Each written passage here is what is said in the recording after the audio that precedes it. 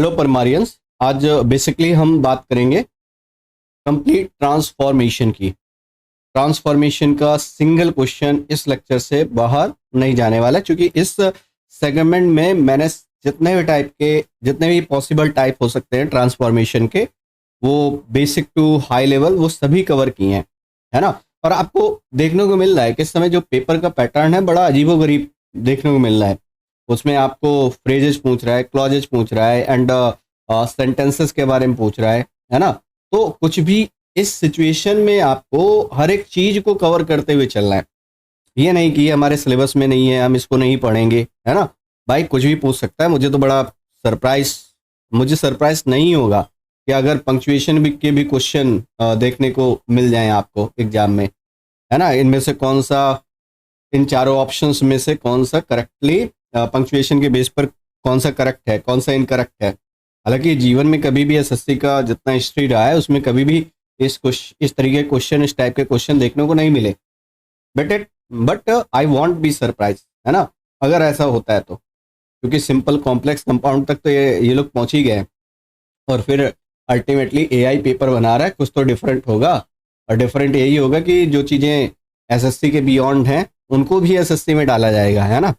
जैसे आपको पता है कि ये जो सेगमेंट है बेसिकली टीचिंग एग्जाम्स का सेगमेंट है। आप टीचिंग एग्जाम के प्रिपरेशन अगर कर रहे हो या कभी की होगी तो आपको आइडिया रहा होगा। वहाँ पर थ्योरी बेस्ड क्वेश्चन बहुत बनते हैं, डेफिनेशन बेस्ड क्वेश्चन बहुत बनते हैं। एसएससी में यूसेज बेस्ड क्वेश्चन ज़्यादा आते हैं।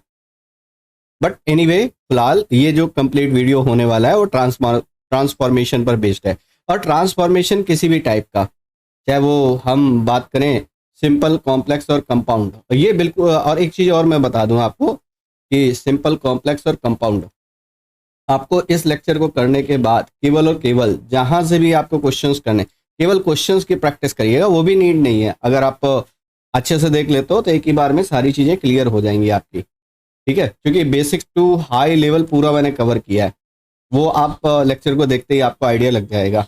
स्टार्टिंग में मैंने जो टॉपिक्स टफ हैं वहाँ से स्टार्ट किया है। और जैसे इसमें मेजरली जो आपको प्रॉब्लम आएगी वो यहाँ आएगी, सिंपल को कॉम्प्लेक्स में चेंज करना, या सिंपल को कंपाउंड, या कंपाउंड से सिंपल, वाइस वर्सा, है ना। तो इसके बाद फिर दूसरा जो सेगमेंट है वो डिग्री चेंज का है। और तीसरा जो सेगमेंट है वो अफर्मेटिव से निगेटिव कैसे बनाना है, निगेटिव से अफर्मेटिव कैसे बनाना है, इंट्रोगेटिव से अफर्मेटिव कैसे बनाना है, अफर्मेटिव से इंट्रोगेटिव कैसे बनाना है, एक्सक्लेमेटरी का असर्टिव कैसे बनाना है। तो वो सारे सेगमेंट मैंने इसमें कवर किए हैं, ठीक है। तो एक बार सेशन को आप एंजॉय करिए, और बेहतर लगे सेशन तो आप लाइक भी कर सकते हो। फिलहाल लाइक करने का कोई भी चार्ज नहीं है, एज यू नो। तो डायरेक्ट सेशन को आप एंजॉय करिए। चलिए आज बात करेंगे ट्रांसफॉर्मेशन के ऊपर। और आज का जो पूरा सेगमेंट है वो ट्रांसफॉर्मेशन को टारगेट करेगा। ट्रांसफॉर्मेशन कितने टाइप का है, ट्रांसफॉर्मेशन से रिलेटेड किस टाइप के क्वेश्चन देखने को मिलते हैं, वो सारी चीज़ें, है ना। तो आइए फिर डायरेक्ट स्टार्ट करते हैं। पहली चीज़ तो मैं आपको एक बात बता दूं, जो बेसिक लेवल पर आप पढ़ते हो वो ट्रांसफॉर्मेशन नहीं, वो चेंज है। मैं इस बात को प्रूव करता हूँ। जैसे मैंने कहा this is a good plan, this is a good plan, मैंने कहा इसका निगेटिव बनाओ, तो आपने क्या किया, आपने ऐसे लिख लिया this is not a good plan. मैंने कहा बट ये ट्रांसफॉर्मेशन नहीं है, आपने कहा, मैंने कहा था ये एक अफर्मेटिव सेंटेंस है, इसका निगेटिव बनाना है। मैंने कहा इसका क्या करना है, निगेटिव बनाना है। तो आपने क्या किया सर, आपने सिंपली इसमें क्या किया, नॉट ऐड कर दिया। ये जो नॉट ऐड कर रहे हो ना, इससे सेंटेंस तो निगेटिव हो जा रहा है but meaning will be changed. तो ये एक प्रकार का चेंज है, इसको ट्रांसफॉर्मेशन मत बोलिए, इसको बोलिए ये एक प्रकार का चेंज है। बट इसी बात को हमने ऐसे लिखा this is not a bad plan. अब ये ट्रांसफॉर्मेशन है, ये ट्रांसफॉर्मेशन है। ट्रांसफॉर्मेशन का मतलब जब आप किसी चीज की फॉर्म को ट्रांसफॉर्म कर रहे हो, चेंज कर रहे हो, but meaning will not be changed, वो जो मीनिंग है वो नहीं बदलना चाहिए, तो उसको हम बोलते हैं ट्रांसफॉर्मेशन। सिंपली आप नॉट ऐड कर दे रहे हो, ये चेंज है। तो पहले तो वो डिफरेंस ध्यान रखना, क्योंकि बेसिक लेवल के एग्जाम में क्या होता है कि डायरेक्टली वो दे देता है सीधे, है ना। She is a beautiful girl, अब आपने कहा she is not a beautiful girl, तो ये आपने चेंज किया, ये आपने ट्रांसफॉर्मेशन नहीं किया है। अब आप इसको ऐसे बोलो सी इज नॉट अगली गर्ल, तो ये ट्रांसफॉर्मेशन है। तो ट्रांसफॉर्मेशन की जो सबसे पहली बात है वो ये है कि meaning will not be changed, meaning will not be changed, not be changed. अच्छा, एक चीज़ और मैं बताना भूल गया, यहाँ पर पहले से चीज़ें मैंने पेन डाउन कर रखी हैं सो दैट आपकी लर्निंग मतलब कम समय में मैं आपको ज़्यादा से ज़्यादा चीज़ें प्रोवाइड कर सकूँ, आपका जो कम समय में प्रोडक्टिव चीज़ें आप गेन कर सकें, है ना। चलिए वापस चलते हैं। मैंने कहा सी इज गॉर्जियस, वो कैसी है, सुंदर है। आपने कहा सी इज नॉट गॉर्जियस, ये चेंज है। मैंने कहा निगेटिव बनाओ, तो आपने क्या किया, नॉट लगा दिया, तो सर ये चेंज हो गया। बट आपने कहा सी इज नॉट अगली, ये ट्रांसफॉर्मेशन हो गया। तो होप सो अब आपको समझ में आया होगा ट्रांसफॉर्मेशन और चेंज में डिफरेंस क्या है। पहली बात यही सीखनी होती है कि meaning will not be changed. Transformation का बेसिक फॉर्मूला है मीनिंग को नहीं बदलना, मीनिंग नहीं बदलना चाहिए। अब ट्रांसफॉर्मेशन बच्चा कितने प्रकार का होता है, voice change, narration change, remove to, degree change, sentence change, ये टोटल 5 अलग अलग तरीके से आपको ट्रांसफॉर्मेशन देखने को मिलता है। अच्छा, इसमें से अगर हम बात करें तो वॉइस चेंज आपको अच्छे से क्लियर है कि वॉइस चेंज आप बता पाओगे, ये पढ़ते हो आप। नरेशन चेंज भी अच्छे से आपको पता है, और इवन यहाँ तक आप रिमूव टू के बारे में भी डिस्कस कर लेते हो अच्छे से। आपको 2 चीज़ें प्रॉब्लम करती हैं, वो ये हैं कौन कौन सी, एक तो डिग्री चेंज और एक आपका सेंटेंस चेंज। ये 2 चीज़ें आपको प्रॉब्लम करने वाली हैं। तो आज हम बेसिकली इन्हीं के बारे में डिस्कस करेंगे, degree change and transformation, sentence change, और रिमूव टू के बारे में बात कर लेंगे। बाकी ये दोनों तो ऑलरेडी डिस्कस कर चुके हो आप। चलिए यहाँ पर पहले हम बात करेंगे सेंटेंस चेंज के बारे में। और सेंटेंस बेसिकली आप पढ़ते हो, जैसे आप कहते हो सिंपल, कॉम्प्लेक्स, कंपाउंड। अगर आपने लास्ट सेगमेंट नहीं देखा है तो आप जरूर देख लीजिएगा, उसमें मैंने ब्रीफ किया है सेंटेंस के बारे में, क्लॉज के बारे में, फ्रेज के बारे में। देन आपको ये सेशन बहुत अच्छे से समझ आएगा। अब मैंने कहा अफर्मेटिव से नेगेटिव बनाना, इंट्रोगेटिव बनाना, एक्सक्लेमेटरी, तो ये चेंजेज आपको देखने को मिलेंगे।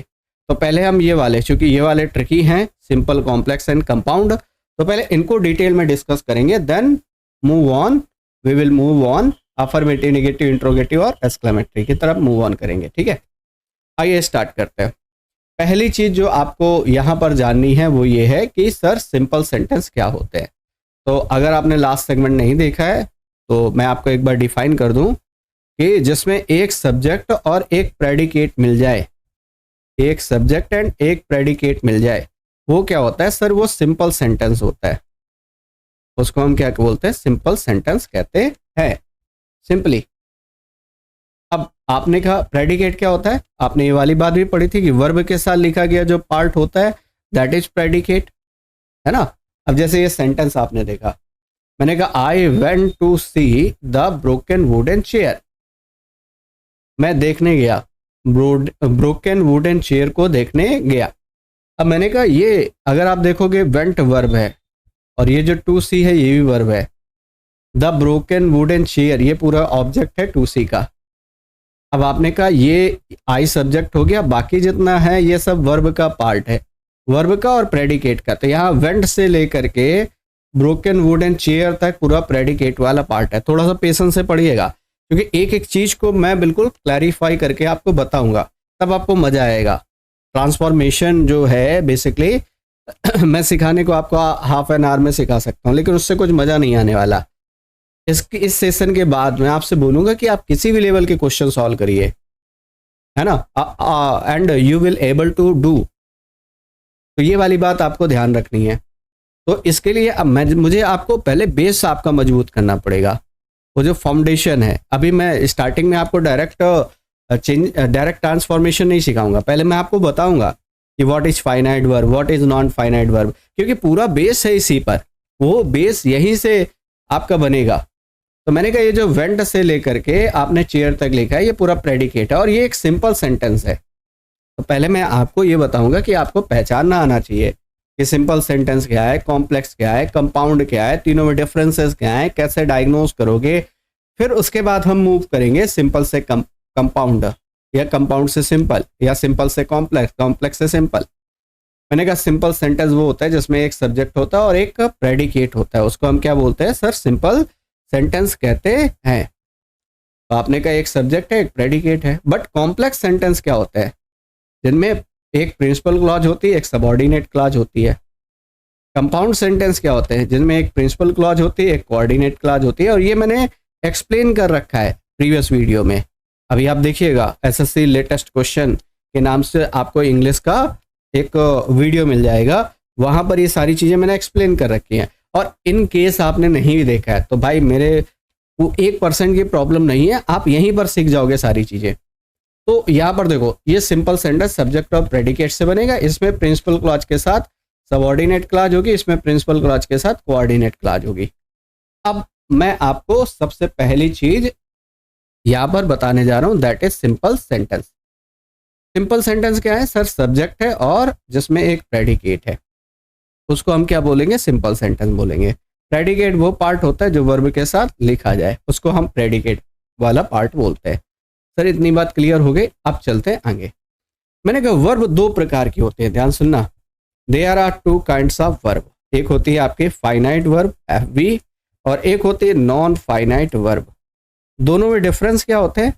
जो फाइनाइट वर्ब होती है ये हमें टेंस के बारे में इंफॉर्मेशन देती है और जो नॉन फाइनाइट वर्ब होती है ये हमें टेंस के बारे में इंफॉर्मेशन नहीं देती है। और भी डिफरेंसेस हैं लेकिन यहाँ मेजर तौर पर आपको ये डिफरेंस क्लियर होना चाहिए। जैसे मैं एक स्टेटमेंट में लिखता हूँ यहाँ पर, मैंने कहा he needs to go there, he needs to go there. मैंने कहा सेकंड स्टेटमेंट है he needed to go there, he needed to go there. Next है he will need to go there, to go there. ये मान लिया तीन अलग अलग स्टेटमेंट है। अब मैंने कहा एक काम करिए, या दो दो वर्ब हैं आपके पास, है ना। ये फर्स्ट स्टेटमेंट हो गया, सेकंड हो गया, थर्ड हो गया। एक नीड्स है, सेकंड टू गो। एक नीडेड है, second to go.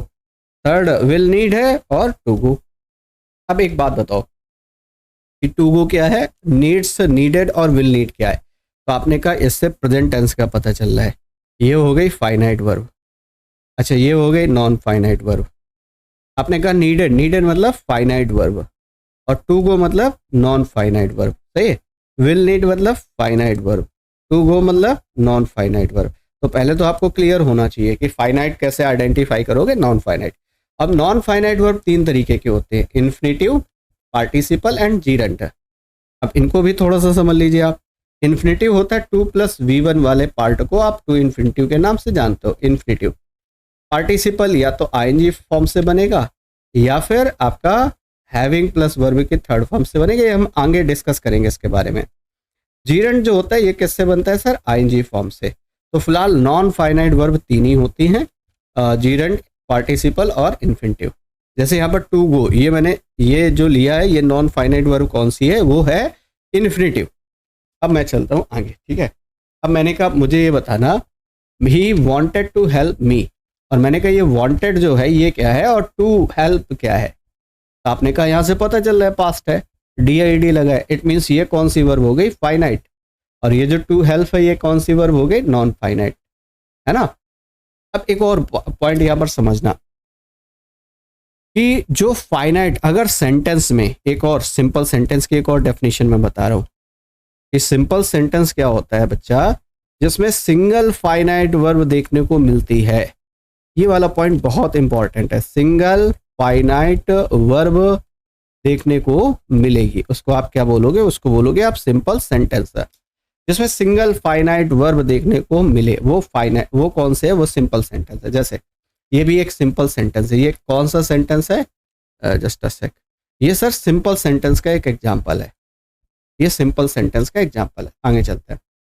Swimming is a good exercise. Swimming जो है आईएनजी फॉर्म से, जीरंट है, इज जो है ये फाइनाइट वर्ब है ना, और ये सब्जेक्ट के रूप में लिखा है, देखो जीरंट है। अच्छा ये सेंटेंस कैसा है? सिंपल। कैसे पता? क्योंकि इसमें सिंगल फाइनाइट वर्ब मिल रही है, ये देखिए इज। और ये जो स्विमिंग है ये क्या है? ये जीरंट है ना। तो मैंने कहा अगर सिंगल फाइनाइट वर्ब है तो सिंपल सेंटेंस है। नॉन फाइनाइट कितनी भी हो सकती है, एक हो सकती है, मोर देन वन भी हो सकती हैं। I have found my stolen wallet. आपने कहा ये जो हैव है, हैव फाउंड, ये कौन सी है? और मैंने कहा स्टोलन कौन सी है? ये वाली देखिएगा। और ये देखोगे तो वर्ब की थर्ड फॉर्म है ना। वॉलेट के बारे में बता रहे हैं, एडजेक्टिव के रूप में यूज हुआ है, पार्टिसिपल है ये। और ये जो है ये फाइनाइट वर्ब है। और इसमें कितने फाइनाइट वर्ब हैं? आपने कहा एक ही, तो ये सेंटेंस किसका एग्जाम्पल है सर? सिंपल सेंटेंस का एग्जाम्पल है। तो सिंपल सेंटेंस की डेफिनेशन अब क्या बनी कि आपने कहा सर एक सब्जेक्ट होगा और एक फाइनाइट वर्ब होगी, सिंगल फाइनाइट। याद, ये वाली बात याद रखना, जैसे फाइनाइट वर्ब की संख्या बढ़ेगी, अगर मान लो 2 फाइनाइट वर्ब है तो समझ जाना या तो वो कॉम्प्लेक्स होगा या फिर वो कंपाउंड होगा, या फिर वो कॉम्प्लेक्स होगा या फिर वो कंपाउंड होगा।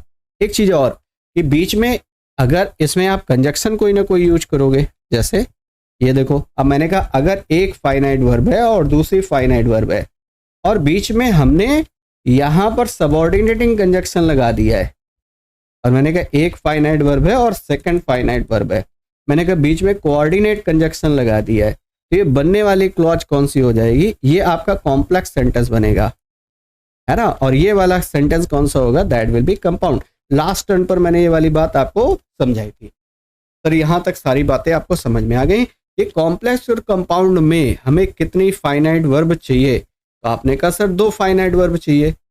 इसमें कॉम्प्लेक्स और कंपाउंड में हमें डबल फाइनाइट वर्ब की नीड है ना। कंपाउंड अगर देखोगे तो उसमें फिर बीच में अब फिर डिफरेंस कैसे करोगे कि इसमें सबऑर्डिनेटिंग कंजक्शन होगा एंड इसमें कोऑर्डिनेटिंग कंजक्शन होगा, वहां से आप डिफरेंस क्रिएट कर पाओगे। ठीक है, आगे चलते हैं। अब मुझे बताना है आपको समझाना है कि ये जो सेंटेंस है ये तीनों सेंटेंस में कौन कौन से हैं। या तो ये सिंपल होंगे, या तो ये कॉम्प्लेक्स होंगे, या फिर ये कंपाउंड होंगे। आपको यही बात यहाँ आइडेंटिफाई करनी है ना। मैंने कहा ही रिमेंबर्ड से आपको पता चल रहा है कि टेंस कौन सा हो गया? पास्ट। ये बन गए फाइनाइट वर्ब, सही। अब आपने कहा टू हेल्प मतलब 2 + V1 इन्फिनिटिव, कौन सी verb? Non finite verb. Single finite verb मिल रही है, इसका मतलब हमारा जो सेंटेंस बना वो सर बना कौन सा? सिंपल। अभी मैं आपको डायग्नोस करना ही सिखा रहा हूँ, क्योंकि जो ट्रांसफॉर्मेशन है ना वो आप इजिली कर पाओगे अगर आप, कई बार तो पता है बच्चे सही से, एक मिनट रुकना, ये टेबल, हाँ जस्ट अ सेक। देखो मैंने कहा ये जो सेंटेंस है, देखो फिर से रिपीट करता हूं मैंने कहा कि आपको पहले आइडेंटिफाई करना आना चाहिए, सिंपल, कॉम्प्लेक्स और कंपाउंड। अगर आपने आइडेंटिफाई कर लिया देन इजी हो जाएगा आपके लिए ट्रांसफॉर्मेशन करना। मैंने कहा सी इंटर्ड, ये लिखा है आपने टू कॉल। इंटर्ड मतलब अब यहां से टेंस पता चल रहा है, ये हो गया एफबी फाइनाइट वर्ब, और टू कॉल क्या हो गया? ये नॉन फाइनाइट वर्ब हो गई। आपसे कहा जाए सेंटेंस कौन सा बना? सर हमारा सेंटेंस सिंपल बन गया। आपने कहा सी स्टार्टेड टू आंसर, है ना, और यहाँ पर 2 वर्ब हैं, एक स्टार्टेड है और एक टू आंसर है। स्टार्टेड कौन सा हो गया? यहाँ से पता चल रहा है पास्ट टेंस है, वर्ब की सेकंड फॉर्म है, इसका मतलब कौन सी वर्ब? Finite verb.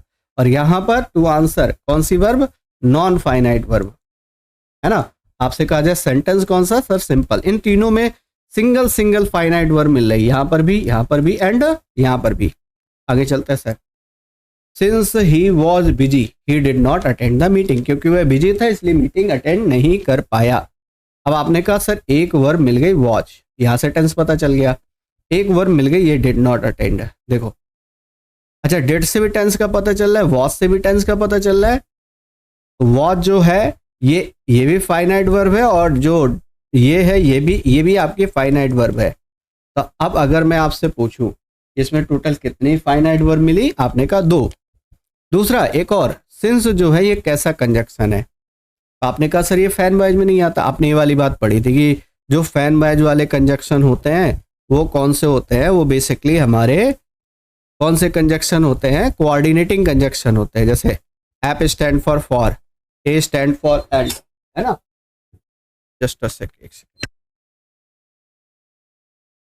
चलिए मेरे भाई आगे बढ़ते हैं नेक्स्ट।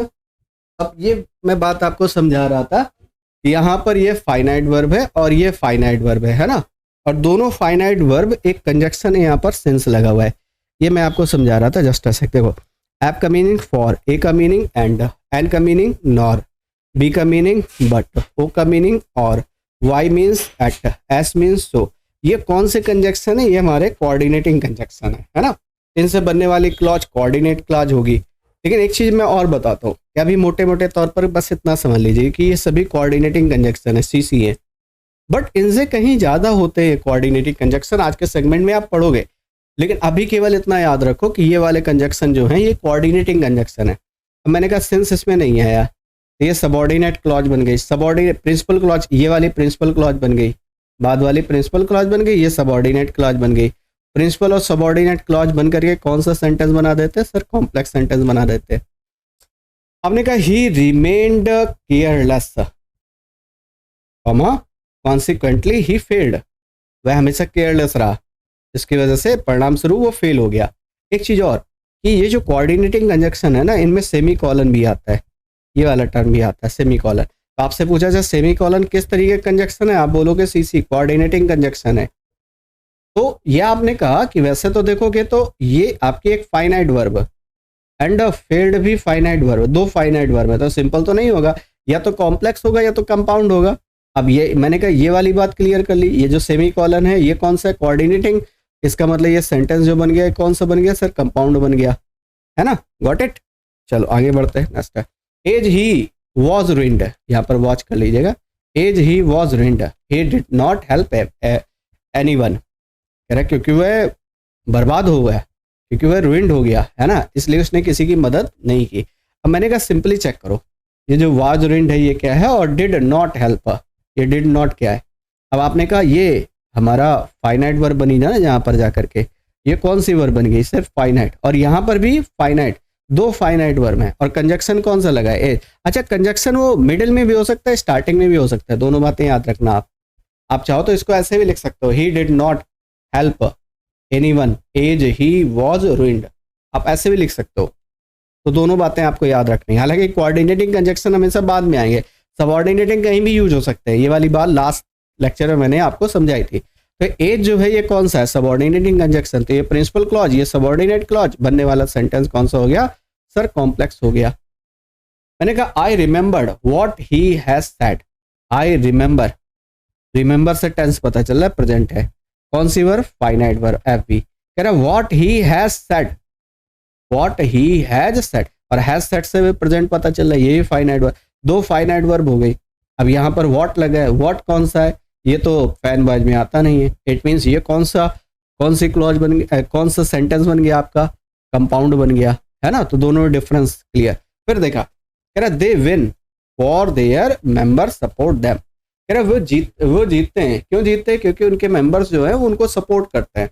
मैंने कहा विन जो है ये फाइनाइट वर्ब, और मैंने कहा फॉर देयर मेंबर सपोर्ट, ये भी फाइनाइट वर्ब, दो फाइनाइट वर्ब है। इसका मतलब आपने कहा सिंपल तो नहीं हो सकता, या तो कॉम्प्लेक्स या तो कंपाउंड, और आपने कंजक्शन लगा रखा है फॉर, और फॉर फैन बॉयज में पहले जो वर्ड आता है एफ, एफ का मीनिंग फॉर, तो कोऑर्डिनेटिंग कंजक्शन है, दैट इज वाई ये जो सेंटेंस हमारा बनेगा ये कौन सा बनेगा? कंपाउंड। सर यहाँ तक सारी बातें क्लियर, आगे चलते हैं। ही has a lot of luxuries still he is not happy. अब आपको चेक करना है ये जो स्टिल है ये किस तरीके का कंजक्शन है, क्योंकि देखो यहाँ पर हैज फाइनाइट वर्ब, यहाँ पर आपने कहा इज फाइनाइट वर्ब।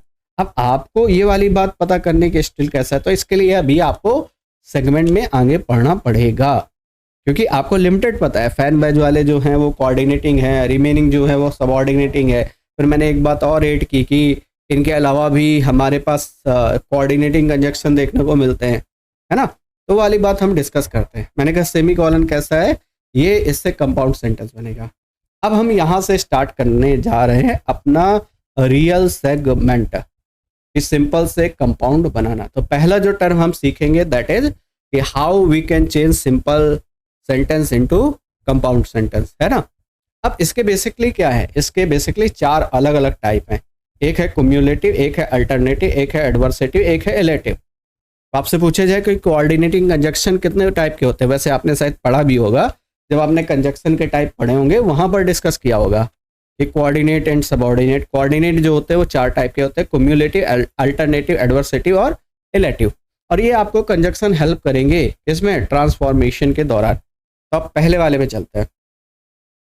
अब हम जो सिंपल से कंपाउंड बनाते हैं उसमें हम क्युमुलेटिव कंजक्शंस का यूज कर लेते हैं। क्युमुलेटिव कंजक्शंस बोले तो जैसे आपने कहा एंड है, जैसे आपने कहा बोथ एंड है, जैसे आपने कहा एज वेल एज है, नॉट ओनली बट आल्सो है, मोर ओवर है, ये जो है ये हमारे क्युमुलेटिव कंजक्शंस हैं। सर बात क्लियर है? तो इनका यूज करके हम क्या करेंगे, इनका यूज करके हम सिंपल से कंपाउंड सेंटेंस कन्वर्ट करेंगे। जैसे मैंने कहा hearing this news the king became angry. अब मैं कन्वर्ट करना सिखा रहा हूँ। यहाँ से हर एक टाइप में पहला सेंटेंस में आपको पूरा डिटेल में समझाऊंगा, उसके बाद वाले में खुद से ट्राई करना है। पहले इस वाले में आप ध्यान से सुनिएगा। मैंने कहा hearing this news the king became angry, यह खबर सुनकर राजा क्रोधित तो हो गया। मैंने कहा हियरिंग जो है ये पार्टिसिपल है, नॉन फाइनाइट वर्ब है, नॉन फाइनाइट। किंग बिकेम ये फाइनाइट वर्ब है, एक ही फाइनाइट वर्ब है, ध्यान देना। ऐसा मत सोचना कि ये फाइनाइट डबल फाइनाइट हो गए तो या तो कॉम्प्लेक्स हो गया, कंपाउंड हो गया, ऐसा नहीं है। यहाँ पर ये नॉन फाइनाइट है, ये फाइनाइट है, और हमें बनाना क्या है, हमें बनाना है कंपाउंड। हमारा जो टास्क है वो ये है कि हमें बनाना है कंपाउंड। अच्छा, कंपाउंड के लिए क्या चाहिए सर, 2 फाइनाइट वर्ब चाहिए, और बीच में कौन सा कंजक्शन चाहिए, सीसी, कोऑर्डिनेटिंग कंजक्शन। तो देखो, एक तो आपके पास बनी बनाई फाइनाइट वर्ब है, तो इसमें तो कुछ करना नहीं, इसको तो सेम ही लिखना है, द किंग बिकेम एंग्री। ये वाला इस नॉन फाइनाइट को किसी तरीके से हम फाइनाइट बना ले, है ना। जैसे ये हियरिंग लिखा है, अब इसको टेंस में चेंज करो। वैसे यहाँ से देखो कौन सा टेंस बनाना है, पास्ट, बिकेम मतलब पास्ट, तो इसको हियर्ड में यूज करोगे। और सुनने वाला कौन है, राजा। तो आपने कहा the king heard the news, the king heard this news, comma. अब आपने क्या कहा, एक और चीज कि आप 2 इवेंट को जोड़ रहे हो, आपने एंड लगा लिया। अब इन्हीं में कंजक्शंस में यूज करना है, कौन कौन से, and, both and, as well as, not only but also, moreover. आप ये देखना है कि किससे मीनिंग ज्यादा अप्रोप्रिएट होगा। यूजुअली जो पार्टिसिपल वाले होते हैं उनमें एंड का जो मीनिंग होता है वो ज्यादा परफेक्ट होता है ना। अभी मैं वो भी बताऊंगा कहाँ पर कौन सा यूज करना है। तो जैसे मैंने कहा यहाँ पर the king heard this news and he became angry, है ना। राजा ने खबर सुनी और वो क्रोधित हो गया। अब अगला वाला आपको खुद से ट्राई करना है। पार्टिसिपल वाले में यूजुअली हम एंड लगा करके बनाए तो ज़्यादा अप्रोप्रिएट माना जाता है। पार्टिसिपल में एक और खास बात होती है, दोनों का सब्जेक्ट कॉमन होता है, वो सब्जेक्ट यहाँ पर लिखा होता है, उसी सब्जेक्ट को पहले ले आओ। इस वर्ब को, ये नॉन फाइनाइट को फाइनाइट बना लो, इसके बाद जो बात है वो लिख लो, फिर इसके बाद कंजक्शन एंड लगा के बाद वाला स्टेटमेंट जो करते हो पेन डाउन कर देना है। अब आ जाओ सेकंड वाले पे, देखो यही बना, the king heard the news this news, comma he and he became angry, यहाँ पर दिस होगा, this news and he became angry, सही है। अब ये वाला आपको चेक करना है, खुद से ट्राई करो, देखो अगर बन जाता है तो बहुत अच्छी बात, नहीं बनता है तो फिर आप पूरा सोल्यूशन देखो। मैंने कहा सीइंग अ टाइगर, अच्छा पार्टिसिपल से स्टार्ट हो रहा है, कह रहा ही रैन अवे, है ना, ये लिख रहा है, कह रहा seeing a tiger comma he ran away, ये दोनों स्टेटमेंट दिए हैं। अब यहाँ पर ये है नॉन फाइनाइट है, ये देखो जरा, ये कौन सी वर्ब हो गई, नॉन फाइनाइट, ये कौन सी हो गई, ये फाइनाइट वर्ब हो गई, है ना। अब मैंने कहा क्या करना है आपको बेसिकली इसको कन्वर्ट करना है। कैसे कन्वर्ट करना है वो देखो आप, देखो इसमें कन्वर्ट कैसे करोगे, इस सी को आप, अब यहाँ पर पास्ट है तो क्या करोगे, पहले सब्जेक्ट लेकर के हो, हमें बनाना क्या है सर, हमें बनाना है कंपाउंड, तो आपने सब्जेक्ट लिखा, सब्जेक्ट क्या आ गया, ही, सी की सेकंड फॉर्म क्या हो गई, सा, यहाँ पर आ गया टाइगर, ही सा टाइगर, कंजक्शन क्या लगा लो, एंड। पार्टिसिपल में मैंने कहा ज़्यादा इफेक्टिव जो होता है वो एंड होता है, एंड सेकंड वाले को तो आपको जो कहते हो नोट कर देना, ही रैन अवे, ये स्टेटमेंट बन गया आपका, सिंपल से कंपाउंड। आगे चलते हैं, तो सेम वही है, he saw tiger and he ran away. Now move to third one, taking a piece of paper he started to write down something. पहले तो सेंटेंस कौन सा है, ये सारे सेंटेंस सिंपल दिए हैं क्योंकि इनमें सिंगल फाइनाइट वर्ब है, टेकिंग नॉन फाइनाइट है, स्टार्टेड फाइनाइट है। अब आपको क्या करना है, इस नॉन फाइनाइट को फाइनाइट बनाना है, कंजक्शन एंड से जोड़ना है, तो एंड पहले बीच में कर लो, है ना। अब यहाँ पर सब्जेक्ट क्या है, सब्जेक्ट आपका ही है, और टेकिंग की सेकंड फॉर्म क्या लगाओगे, took a piece of paper, he took a piece of paper, he took a piece of paper and he started to write down something, ये आपका करेक्ट आंसर बन गया। अब एक बार मैच करो, क्या यही कंपाउंड बनाया आपने, एक बार मैच करिए, क्या यही कंपाउंड आपने बनाया है ना। चलिए sir, now move to another question, अगले वाले पे आते हैं। देखो, he took a piece of paper and he started to write down something. Next ये वाला आप खुद से ट्राई करो। Having written a letter he posted it. अरे एक लेटर लिखने के बाद उसने इसे पोस्ट कर दिया। अब एक चीज़ और समझनी है यहाँ पर, पता है क्या, कि आपने सिंपली क्या किया, एंड यहाँ पर सब्जेक्ट क्या है, ही। अच्छा ये पास्ट में बनेगा ना, ये पास्ट में बनेगा, तो ये हैविंग प्लस थर्ड फॉर्म है ना, तो इसको पास्ट परफेक्ट में चेंज करो तो ज़्यादा अच्छा होगा। पास्ट परफेक्ट में डिफाइन करना, he had written a letter, he had written a letter and he posted it. आप चाहो तो ही को स्किप भी कर सकते हो, आप डायरेक्ट लिख सकते हो he had written a letter and posted it. He को कॉमन कर सकते हो आप यहाँ से। क्लियर हो गई बात? चलिए नाउ मूव टू अनदर। ये बन गया आपका कौन सा, कंपाउंड। देखो दो दो फाइनाइट वर्ब हैं, एक ये पहली फाइनाइट हो गई, ये दूसरी फाइनाइट हो गई। कंजक्शन कौन सा लगा है, that will B and.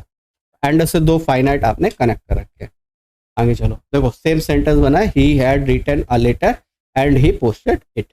Next मैंने कहा having completed her work she went to market. अब सेम वही सेम प्रोसीजर, आपने क्या किया सर, एंड लिखा। अच्छा सब्जेक्ट को लेकर के आओ, सब्जेक्ट क्या है, सी। ये नॉन फाइनाइट है, हैविंग कंप्लीटेड, इसको फाइनाइट बनाना है। फाइनाइट बनाना है तो हैड के साथ third form, she had completed her work and she went to market, ये स्टेटमेंट बन गया। अब आपने कहा देखो दो दो फाइनाइट वर्ब आप चेक कर सकते हो, हैड कंप्लीटेड एंड वेंट, ये दो दो फाइनाइट वर्ब बन गई। ठीक है, चलिए नाउ मूव टू अनदर।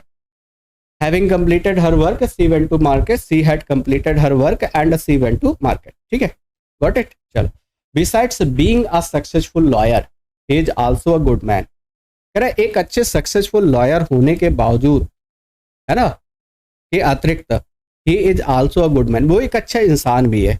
वैसे देखोगे तो ये सिंपल है, देखो कैसे कह रहा, बिसाइड्स बीइंग, ये बीइंग नॉन फाइनाइट है, सही है, इज जो है ये फाइनाइट है, तो यहाँ से टेंस पता चल रहा है आपको। अब आपको क्या करना है, बेसिकली आपको बनाना है कंपाउंड। अब एक बात और ध्यान रखना, यहाँ से टाइप चेंज हो गया, यहाँ से सेंटेंस का टाइप चेंज हो रहा है। मैंने कहा अभी तक जो जितने कर रहे थे वो आप पार्टिसिपल वाले कर रहे थे, तो पार्टिसिपल में तो सिंपली आप एंड लगा करके आपने कनेक्ट कर लिया, ठीक है। लेकिन जब आप बिसाइड्स वाले सेंटेंस को कन्वर्ट करें, किसमें, कंपाउंड में, तो आप इनका यूज करो, ज़्यादा अच्छा होता है। एंड के बजाय ये ज़्यादा अच्छे होते हैं, जैसे बोथ एंड, या फिर आप एज वेल एज का भी यूज कर सकते हो, एज वेल एज, या फिर you can use not only but also, या फिर more over, not only but also या फिर मोर ओवर। अब देखो मैंने कहा यहाँ पर एंड बहुत ज़्यादा अप्रोप्रिएट नहीं होता। अब आप इसको बनाइए, बोथ एंड से कनेक्ट करो। तो आपने कहा he is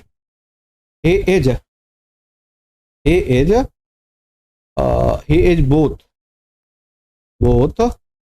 a successful lawyer,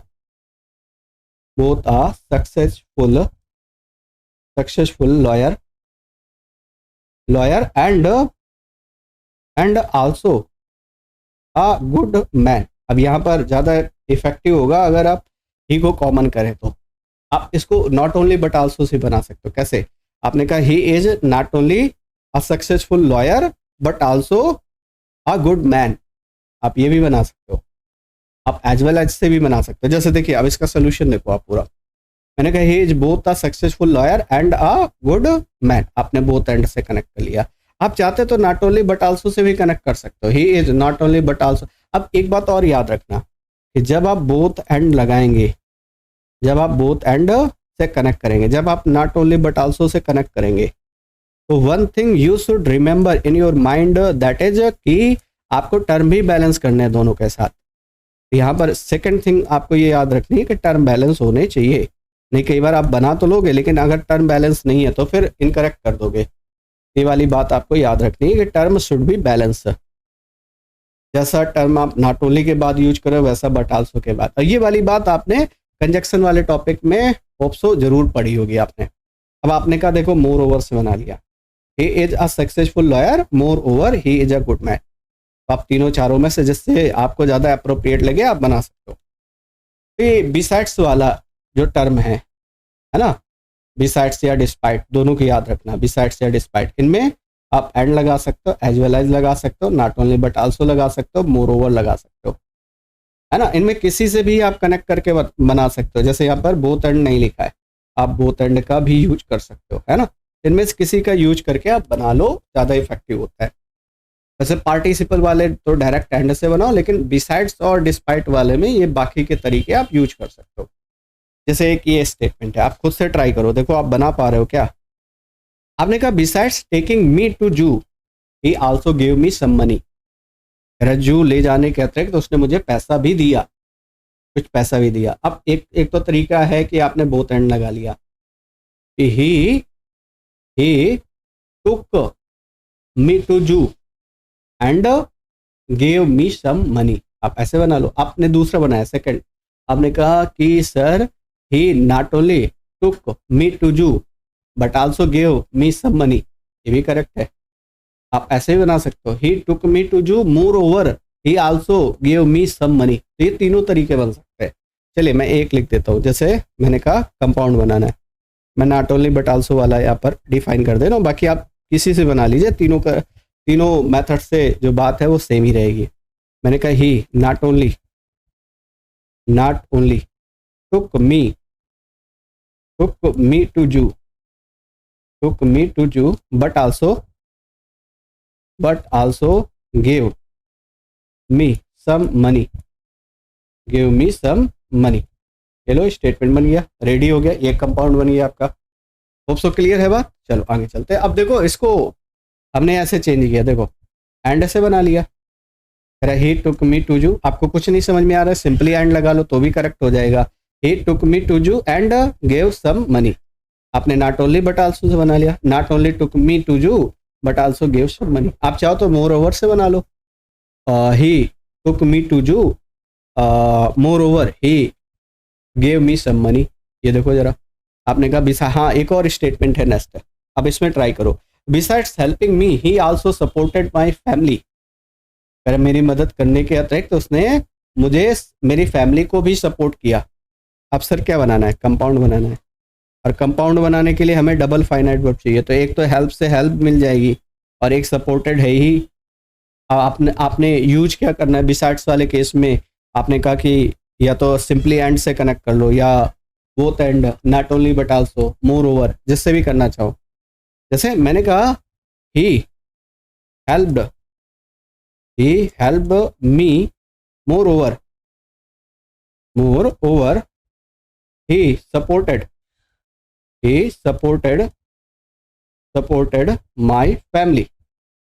supported my family, ये स्टेटमेंट बना। ये भी करेक्ट है, there is no issue, no problem. यहाँ तक क्लियर हो। आप चाहो तो नॉट ओनली बट आल्सो से बना लो। आप ऐसे बनाओगे he not only helped me but also he supported my family. आप चाहो तो एक और टर्म जो बोथ एंड लगा रहे थे, आप उससे भी बना सकते हो, he both help me and he supported my family, वो भी बन जाएगा आपका। तो इन तीनों चारों मेथड में जो आप यूज करना चाहते हो आप यूज कर सकते हो।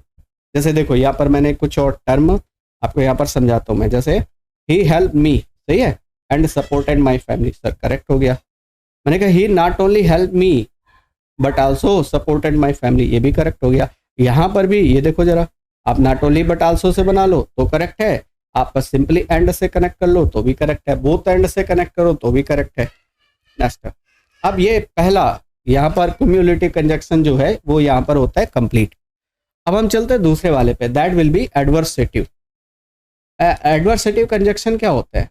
जैसे अभी स्टिल से एक स्टेटमेंट मिला था, मैंने कहा आगे बताऊंगा मैं आपको, क्योंकि फैन बॉयज में स्टिल आता नहीं है, जबकि स्टिल कोऑर्डिनेटिंग कंजक्शन है। अब आप देखो यहाँ पर स्टिल यहाँ पर है, तो ये एडवर्सेटिव जो कंजक्शन होते हैं ये क्या होते हैं? जस्ट कंट्राडिक्टरी बात बताने वाले होते हैं। ये कैसे होते हैं? जस्ट कंट्राडिक्टरी बात बताने वाले। जैसे बट से आप दो अपोजिट सेंटेंसेस को जोड़ते हो, एट से भी दो अपोजिट सेंटेंसेस को जोड़ते हो, स्टिल से भी सेम वही, हाउएवर से भी, नेवरदलेस से भी, और वेयरएस से भी, है ना।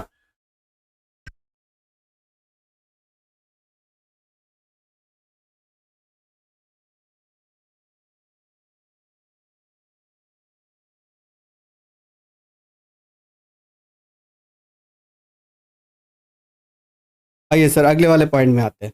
मैंने कहा यहाँ पर क्या है, एडवर्सेटिव। एडवर्सेटिव का मतलब होता है जस्ट अपोजिट, जो कंट्राडिक्टरी बात कन्वे करेंगे, है ना, वो वाले कंजक्शन है।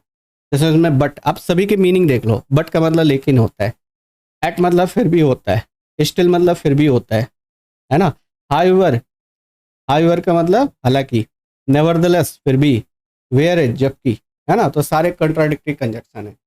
अब एक चीज समझना है यहाँ पे, देखो पीछे वाले पे एक चीज और रेक्टिफाई कर लेना। यहाँ पर मैंने डिस्पाइट भी लिख दिया है, तो डिस्पाइट को क्रॉस कर देना, डिस्पाइट को क्रॉस कर देना, क्योंकि डिस्पाइट वाला हम आगे पढ़ेंगे। ये बिसाइड्स वाला है, सिंपली बिसाइड्स वाले में आप ये कंजक्शन लगाइए। अब ये जो डिस्पाइट है, ये इन स्पाइट ऑफ है, इनके बारे में ध्यान सुनना। मैंने कहा ये कंट्राडिक्टरी प्रपोजिशन है या कंजक्शन है। अब ये इन स्पाइट ऑफ जो है ये कंट्राडिक्टरी प्रपोजिशन है। अब आप इस सेंटेंस को बनाइए, कैसे बनाओगे, कह रहा है इन spite of his tremendous work. अब एक चीज यहाँ से क्लियर कर लो, इस सेंटेंस में कहीं पर अगर आपको इन स्पाइट ऑफ या डिस्पाइट दिखाई पड़े, इन स्पाइट ऑफ या फिर डिस्पाइट दिखाई पड़े, तो ये कंट्राडिक्टरी वर्ड है, और इस केस में हम एडवर्सेटिव कंजक्शन का यूज करते हैं। जैसे बिसाइड्स वाले में और पार्टिसिपल वाले में सिंपली आप एंड लगा रहे थे, एंड लगा रहे थे, बाकी टर्म आपने पढ़ी है। बट इन स्पाइट ऑफ और डिस्पाइट वाले में आपको इन कंजक्शंस का यूज करना है। कौन कौन से, but, yet, still, however, nevertheless, whereas. जैसे कह रहे in spite of his tremendous work he did not receive appreciation. कह रहा है ट्रेमेंडस वर्क के बावजूद भी उसने क्या नहीं रिसीव किया, एप्रिसिएशन रिसीव नहीं। जस्ट अपोजिट बात बता रहा है कि कोई व्यक्ति जो ट्रेमेंडसली बहुत अच्छा काम कर रहा है फिर भी उसको एप्रिसिएशन नहीं मिल रही है ना।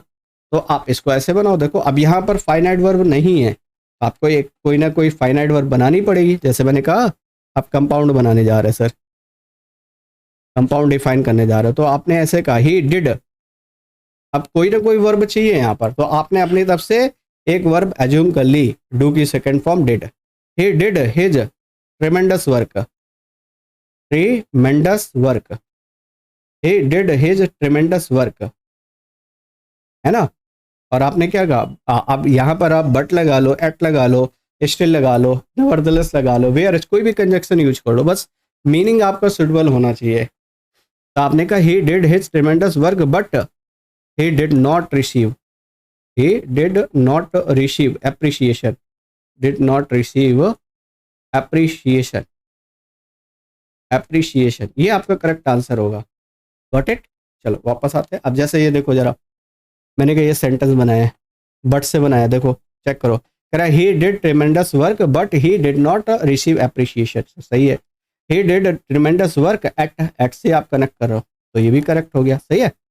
तो डिस्पाइट और इन स्पाइट ऑफ दोनों को रिमूव करके आप जो एडवर्सेटिव कंजक्शन है ना, ये वाले कंजक्शन कौन से, एडवर्सेटिव, जो जस्ट अपोजिट बात को कन्वे करेंगे, उनमें से बट है, एट है, स्टिल है, हाउएवर है, नेवरदलेस है, वेयर इज है, इनका आप यूज कर सकते हो। जैसे ये मैंने बनाया, देखो ही did tremendous work however, however he did not receive appreciation, है ना। तो हालांकि उसको एप्रिसिएशन नहीं मिली, उसने बहुत ट्रेमेंडस वर्क किया, हालांकि उसको वो एप्रिसिएशन नहीं मिली जिसका हकदार था। In spite of being intelligent he was unable to answer the question. मेरा इंटेलिजेंट होने के बावजूद भी वो क्वेश्चन का आंसर करने में कैसा है, असमर्थ है, ये वाली बात आप बताना चाह रहे हो, है ना। आप चेक करो सर, आपने कहा एक सेंटेंस तो यही से बनाना पड़ेगा, in spite of being, being मतलब बी फॉर्म, बी फॉर्म मतलब is am are was were, तो बी की फॉर्म पास्ट में है तो वाज ही लगाओगे। तो he was intelligent, he was intelligent, he was intelligent but he was unable, he was unable to answer the question, unable to answer the question, answer the question, ये आपका correct answer बनेगा। दोस्तों compound यहाँ से clear हो गया, इस sentence का कंपाउंड कैसे बना पा रहे हो। आगे चलते हैं सर। अब देखो इस सेंटेंस को, he was intelligent but he was unable to answer the question, correct है। He was intelligent yet he was unable to answer the question, वह इंटेलिजेंट था फिर भी क्वेश्चन का आंसर करने में कैसा था, अनेबल था, असमर्थ था, है ना। चलो आगे चलते हैं। Despite his hard work he failed, अच्छे प्रयासों के बावजूद भी वो फेल हो गया। डिस्पाइट हिज हार्ड वर्क, अब आप ये कहना चाह रहे हो कि उसने बहुत कठिन परिश्रम किया फिर भी वो फेल हो गया, है ना। यहाँ पर क्या करना है सर, आपको कंपाउंड बनाना है। क्या करना है, कंपाउंड बनाना है। अब देखो कैसे बनाओगे, देखो सिंपली ये वाला तो ही फेल्ड ही रहेगा, ये वाली बात तो क्लियर हो गई। फेल्ड, अब आपने कहा कंट्राडिक्टरी बना रहे हो तो बट आ गया, डिस्पाइट को हटाओ बट लगा लो, कह रहा ही। अब यहाँ पर आपको फाइनाइट बनानी है तो वो जो वर्क है उसको वर्ब बना लो। ही वर्कड हार्ड, आपने बनाया ही worked hard but he failed. He worked hard but he failed. He worked hard at he failed, फिर वो फेल हो गया। ही worked hard nevertheless he failed. आप वैसे भी लिख सकते हो, नेवरदलेस है, वेयर एज है, हाउएवर है। अब आप देखो कैसे बने हैं, यहाँ पर सेंटेंसेस रीड करके आप आइडिया लगा सकते हो। आपने कहा ही worked hard but he failed, he worked hard at he failed, he worked hard however he failed. तो तीनों चारों आप सेंटेंसेस पैटर्न इस तरीके से बना सकते हो। Despite his promise she did not come, promise करने के बावजूद भी वो नहीं आई, है ना। अब आप इसको कैसे डिफाइन करोगे, देखो आपको क्या बनाना है सर, कंपाउंड बनाना है। पहली बात तो ये क्लियर हो गई कि हमें क्या करना है, हमें सर कंपाउंड बनाना है। तो लास्ट वाला तो सेम ही हो जाएगा ना, ही did not come, did not कम, और उसके पहले क्या आ जाएगा, बट आ जाएगा। यहाँ तक बात क्लियर हो गई। अब आपने कहा उसने प्रॉमिस किया तो आप ऐसे लिख सकते हो, ही मेड अ प्रॉमिस, है ना, ही मेड अ प्रॉमिस, उसने एक प्रॉमिस किया। But he did not come, लेकिन वो आई नहीं, ये लो बन गया। Nevertheless he did not come, whereas he did not come, आप बना सकते हो इस तरीके से। मैंने कहा वो वैसे मेड हर प्रॉमिस, वो ऐसे लिख सकते हो आप, मेड हर प्रॉमिस, या फिर डायरेक्ट प्रॉमिस कर लो ना, उसको वर्ब बना लो आप, ज़्यादा इफेक्टिव रहेगा। क्या प्रॉमिस जो यहाँ पर नाउन है उसको हम वर्ब बना लें तो और भी इफेक्टिव हो जाएगा। She promised but she did not come, she made her promise but she did not come, तो both are correct. Notwithstanding his unsuccessful efforts he remained very positive. Notwithstanding का मतलब होता है के बावजूद। आप ये देखो एक चीज़ और, यहाँ पर एक जो टर्म यूज कर रहा है नॉट विथ स्टैंडिंग, इसका मतलब भी होता है के बावजूद। जैसे अभी आपने क्या पढ़ा था, अभी आपने पढ़ा था डिस्पाइट, अभी आपने पढ़ा इन spite of, despite, in spite of. और एक और वर्ड यहाँ पर हम डिस्कस करने जा रहे हैं, कौन सा सर, ये वाला नॉट विथ स्टैंडिंग। और इन तीनों का मीनिंग सेम होता है, के बावजूद, हिंदी में बोलोगे तो के बावजूद। कंट्राडिक्टरी कंजक्शन है, तो इनके लिए जो हम कंजक्शन यूज करेंगे कंपाउंड बनाते समय वो कौन से होंगे, वो आपके एडवर्सिटी वाले होंगे। कौन कौन से, but, yet, still, however, nevertheless. अब ऐसे कर सकते हो, देखो कि ये वाला तो सेम ही रहेगा ही, अब इसको चेंज करते हैं। अब तो मैंने कहा ये वाला तो सेम ही लिख दिया, ही रिमेन्ड वेरी पॉजिटिव, ही रिमेन्ड वेरी पॉजिटिव, ही रिमेन्ड वेरी पॉजिटिव, ये बन गया सर। पहला वाला आपको चेंज करना पड़ेगा, पहले वाले में कि उसने बहुत सारे मतलब ही ट्राइड अनसक्सेसफुल एफर्ट्स, या he made his unsuccessful efforts but he remained very positive, but लगा लोगे और इसके पहले का स्टेटमेंट आप बना लो। ठीक है, जैसे यहाँ पर वर्ब कौन सी ज़्यादा इफेक्टिव रहेगी आप वो यहाँ से देख लो, अटेंडेड वर्ब ज़्यादा बढ़िया है कि ही अटेंडेड अनसक्सेसफुल एफर्ट्स, उसने जितने प्रयास किए वो कैसे थे, अनसक्सेसफुल थे, फिर भी वो पॉजिटिव रहा। तो आपने यहाँ नेवरदलेस लगाया, मैं कहता हूँ बट लगा लो, मैं कह रहा हूँ यहाँ पर एट लगा लो, स्टिल लगा लो, वेयर एज लगा लो, तीनों से कोई फर्क नहीं पड़ता। आपने देखो नेवरदलेस लगा करके बनाया, हिज एफर्ट्स वर अनसक्सेसफुल, हाँ ऐसे भी बना सकते हो कि हिज एफर्ट्स वर अनसक्सेसफुल नेवरदलेस ही रिमेन्ड वेरी पॉजिटिव, के बावजूद भी वो कैसा है, फिर भी वो कैसा है, बहुत ज़्यादा पॉजिटिव है। तो आपने यही बात तो सीखी, देखो यही बात तो मैं बता रहा था कि सर इन स्पाइट ऑफ लगाया, डिस्पाइट लगाया, नॉट विथ स्टैंडिंग लगाया आपने, और उसकी जगह आप क्या लगा रहे हो, बट, एट, हाउएवर, नेवरदलेस। और इनसे बनने वाला सेंटेंस कौन सा है, ये सेंटेंस हमारा कौन सा होगा, कंपाउंड। तो सिंपली याद रखना है, बहुत सिंपल सा प्रोसीजर है कि आप ये वाले टर्म यूज करो, और ये कंट्राडिक्टरी टर्म है, एडवर्सेटिव कंजक्शन यूज करोगे इनकी जगह पर जब कंपाउंड बनाओगे, और वो एडवर्सेटिव कंजक्शन बट है, एट है, हाउएवर है, नेवरदलेस है, और वेयर एज है, वेयर एज छूट गया है यहाँ पर, हाउएवर वेयर एज है ना। अब चलते हैं next type number third, type number third. और टाइप थर्ड में हम पढ़ने जा रहे हैं कौन से, अल्टरनेटिव कंजक्शन। अल्टरनेटिव मतलब और, इल्स, आइदर और, नाइदर नॉर, अदरवाइज, ये हमारे अल्टरनेटिव कंजक्शंस हैं। इनका यूज करके भी हम सेंटेंस को, एक सिंपल सेंटेंस को हम कंपाउंड में कन्वर्ट कर सकते हैं। तो आइए सर चेक करते हैं। और, इल्स, आइदर और, नाइदर नॉर और otherwise. He can't do it without my help, है ना।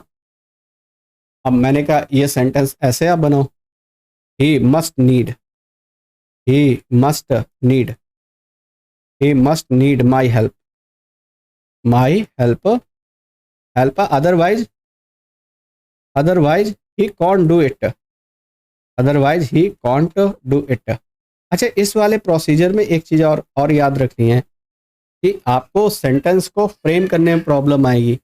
जैसे मैंने यहाँ पर मस्ट नीड लिखा है, must need my help, he must need my help, otherwise he can't do it. और जैसे मैं इस सेंटेंस को समझाता हूँ, देखो मैंने कहा he must need my help, आप ऐसे लिख सकते हो, or he can't do it, आपने और लगा लिया। मैंने कहा अदरवाइज लगा लें हम, कोई प्रॉब्लम नहीं है ना। तो आप ऐसे बना सकते हो, आप ऐसे भी कन्वर्ट कर सकते हो।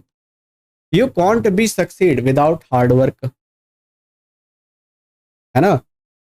तो आप उसी तरीके से आप इसको फ्रेम करो, he must work hard, otherwise he can't succeed. आपने ऐसे बनाया, कंपाउंड बनाना है सर, सिंपल है।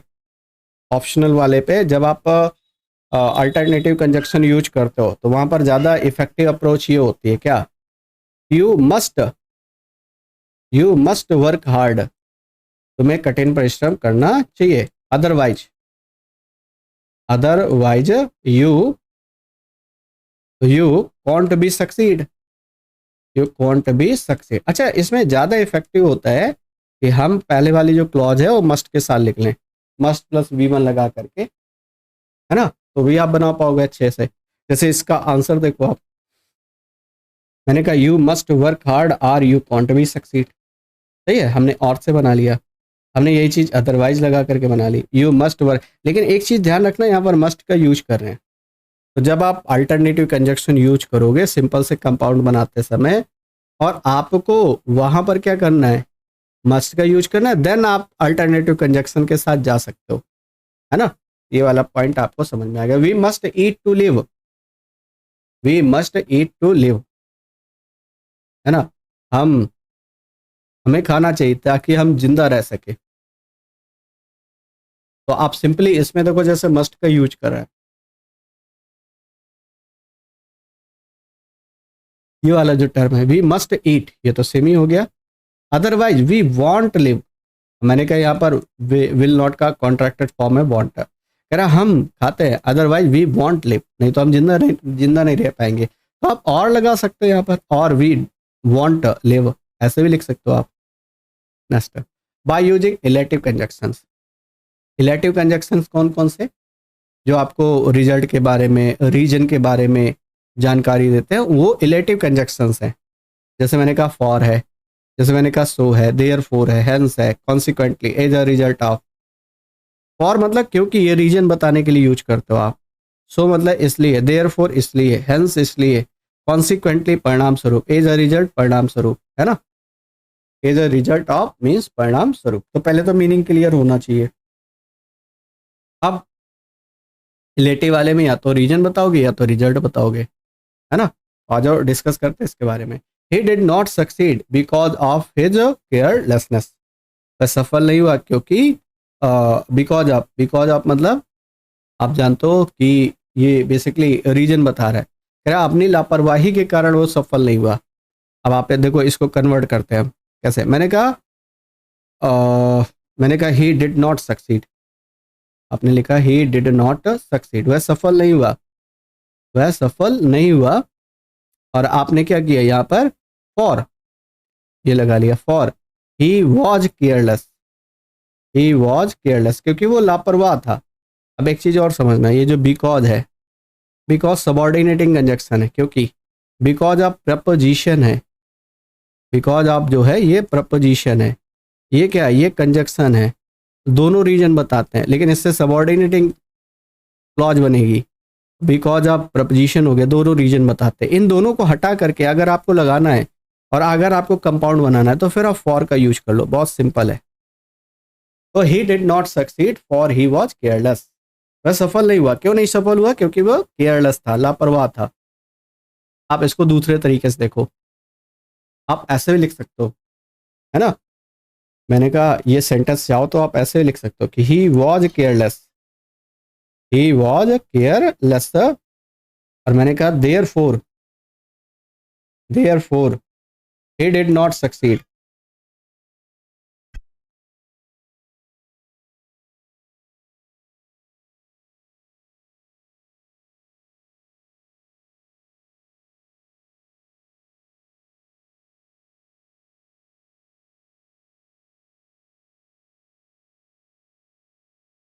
चलो मेरे भाई आगे चलते हैं।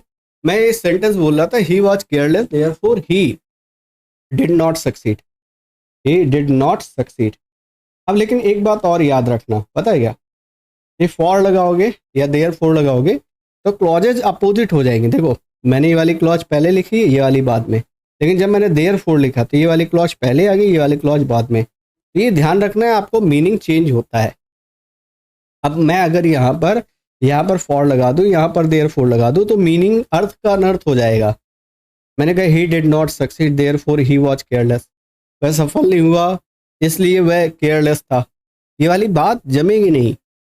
यहाँ पर आपको क्या करना है, यहाँ पर आपको मीनिंग जरूर चेक करना है कि किससे ज़्यादा अप्रोप्रिएट है, फॉर से ज़्यादा अप्रोप्रिएट है या देयरफॉर से या सो से, है ना, ये आपको चेक करना पड़ेगा। आ जाओ वापस आते हैं। अब कुछ बच्चे क्या करेंगे पता है, ऐसे लिखेंगे कि ही did not succeed because he was careless. अब मैंने कहा बिकॉज क्यों नहीं लगाया, क्योंकि बिकॉज जो है वो सबऑर्डिनेटिंग कंजक्शन है, तो वो कॉम्प्लेक्स बन जाएगा, यहाँ पर वो कंपाउंड नहीं रहेगा। ये वाली बात समझना आप। आगे चलते हैं। ही did not succeed because of it carelessness, तो आपने कहा ही डिड नॉट सक्सीड, है ना, for he was careless, same वही बात। अब मैंने कहा ही वॉज, अब ये देखो बाद वाला पहले लाए, फिर आपने कहा so he did not succeed, he was careless, वो केयरलेस था, है ना, इसलिए वह सफल नहीं हुआ, है ना। आगे चलते हैं। ही did not pass because of his bad luck, है ना, कह रहा है वो पास नहीं हुआ क्योंकि बैड लक था। अब सिंपली ये वाली बात याद रखना कि ये वाले सेंटेंसेस आपको किससे देखने को मिलेंगे, इससे देखने को मिलेंगे, बिकॉज ऑफ से, है ना। तो बिकॉज ऑफ को रिमूव करके आप इनमें से कोई भी लगा लो, जैसे फॉर, जैसे आपने कहा सो, जैसे आपने कहा देयरफॉर, जैसे आपने कहा एज अ रिजल्ट ऑफ, है ना, कॉन्सिक्वेंटली, इनमें से कोई भी यूज कर सकते हो। आपने कहा he did not pass, he did not pass, he did not pass, है ना, और आपने लिखा for he had bad luck, he had bad luck, ये आपने कहा। आप चाहो तो इसको ऐसे ही बना सकते हो, पता है। अब लेकिन सेंटेंस अपोजिट करोगे तो फिर आपको ध्यान रखना पड़ेगा।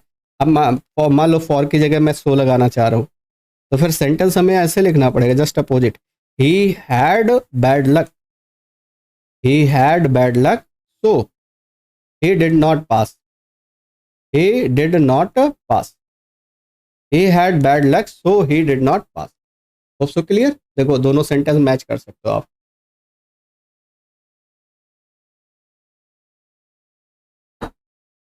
he did not pass for he had bad luck, या he had bad luck therefore he did not pass, है ना। आगे चलते हैं। he succeeded due to his hard work। अब देखो फिर से ध्यान से सुनना ये बात, मैंने कहा बिकॉज ऑफ लगा होगा, बिकॉज ऑफ लगा होगा, या फिर ड्यू टू लगाओ, ड्यू टू लगाओ। तो आपको इनको रिमूव करके क्या करना है, आपको इनको रिमूव करके या तो फॉर लगा लो कंपाउंड बनाते समय, या तो आप शो लगा लो, देयरफॉर लगा लो, as a result of, consequently, जो भी लगाना है। He succeeded due to his hard work, तो मैंने कहा he succeeded, he succeeded for he worked hard, he worked hard, है ना।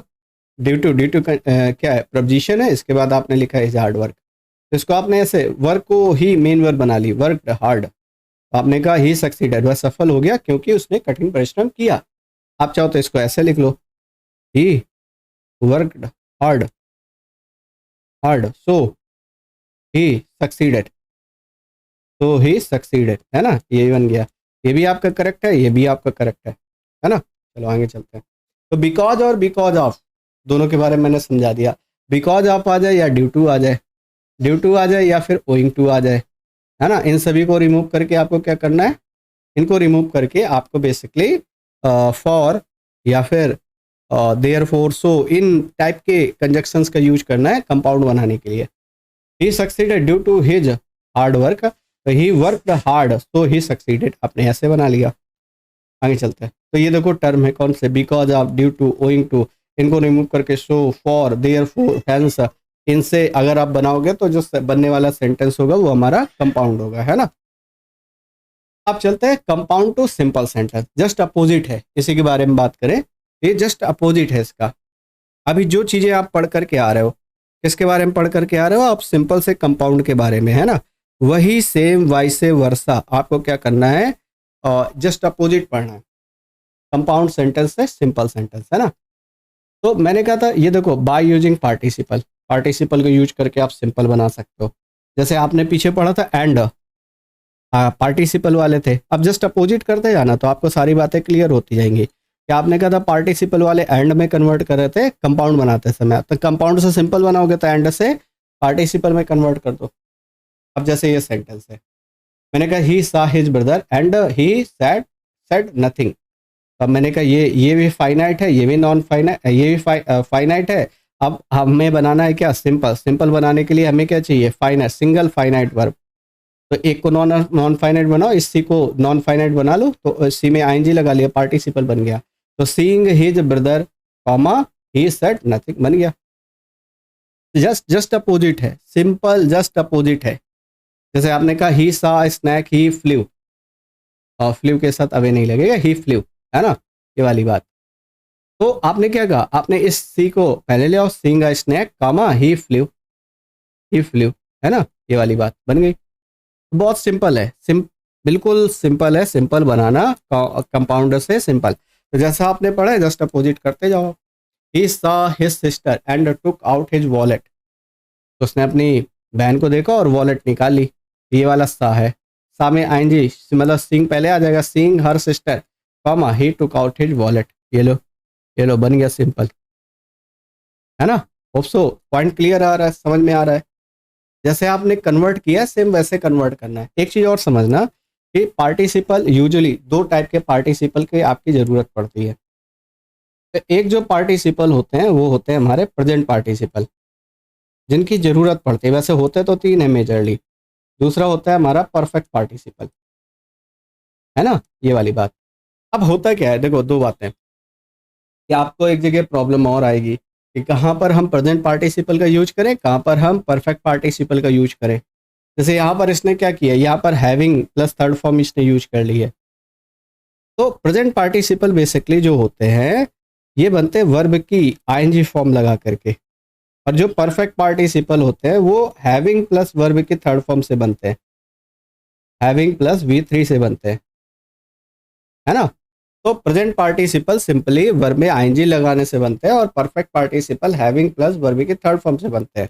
एक और डिफरेंस जो आपको बहुत हेल्प करेगा, इसमें दो एक्शन है ए और बी, कोई भी खत्म नहीं हो रहा है और दोनों वैसे। इसमें क्या है, जब तक ए खत्म नहीं हो जाएगा तब तक बी स्टार्ट नहीं होगा। तो एक एक्शन कंप्लीट होगा देन अनदर स्टार्ट होगा, इसमें ऐसा नहीं है।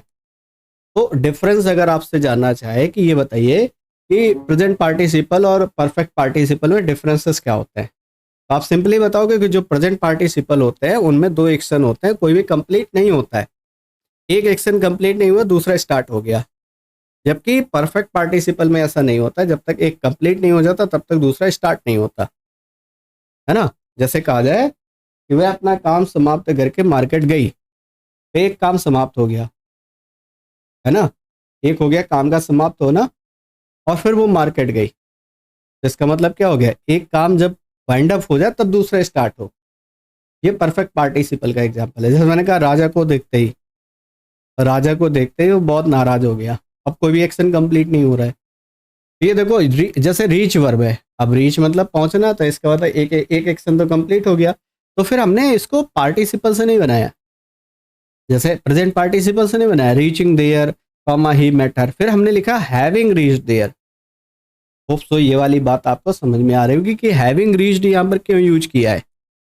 उसका सिंपल सा रीजन है कि हैविंग के साथ वर्ब के थर्ड फॉर्म तब यूज करेंगे जब हमें परफेक्ट पार्टिसिपल यूज करना होगा, और परफेक्ट पार्टिसिपल तब यूज करेंगे मेरे भाई जब हमें एक एक्शन कंप्लीट होगा, देन अनदर विल स्टार्ट, तब हम क्या करेंगे, तब हम परफेक्ट पार्टिसिपल का यूज करेंगे। फिर आगे चलते हैं। तो यही बात मैंने यहाँ पर समझाई है आपको डिटेल में। She had completed her work, she went to market. तो उसने अपना काम समाप्त किया, वो मार्केट गई। तो आपने क्या बनाया, आपने बनाया having completed her work she went to market. अब इसमें सिंगल फाइनाइट वर्ब बन गई।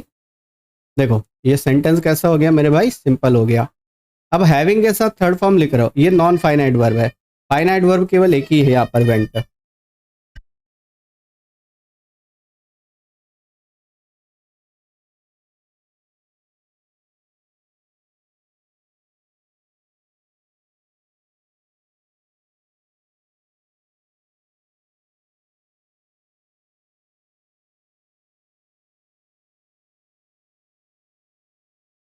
चलिए आगे चलते हैं नेक्स्ट। तो ये वाली बात समझ में आ गई होगी आई थिंक सो, है ना, कि हैविंग के साथ वर्ब के थर्ड फॉर्म यहाँ पर, है ना, और फिर ये बन गया सी वेंट टू मार्केट।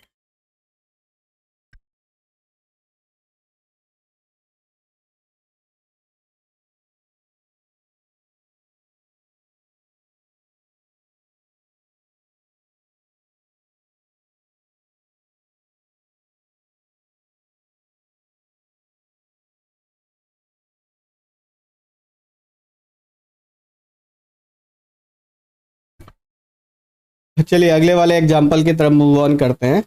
ये लिख रहा है he watch the movie and return home, है ना, उसने मूवी देखी, वो घर वापस आ गया।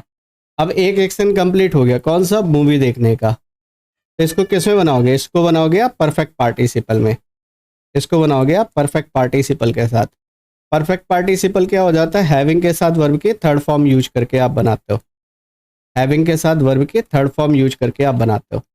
तो हैविंग वॉच्ड ये बन जाएगा, having watch the movie comma he return home, ये आपका करेक्ट आंसर बन जाएगा। होप सो क्लियर हो गई बात। The bus stopped and my relative came out, ये बहुत अच्छा क्वेश्चन है, इसके बारे में मैं आपको समझाता हूँ।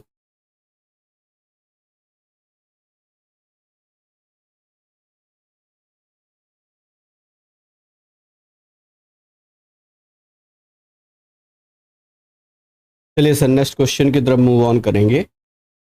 द बस stopped and my relative came out, ये आपका स्टेटमेंट है, और इसका जो आप सिंपल सेंटेंस डिजाइन करेंगे वो दरअसल ये बनेगा। देखिए आप पहले मैंने कहा the bus having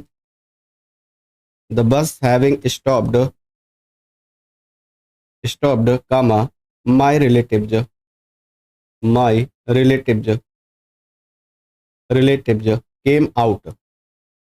came out, ये आपका करेक्ट स्टेटमेंट है।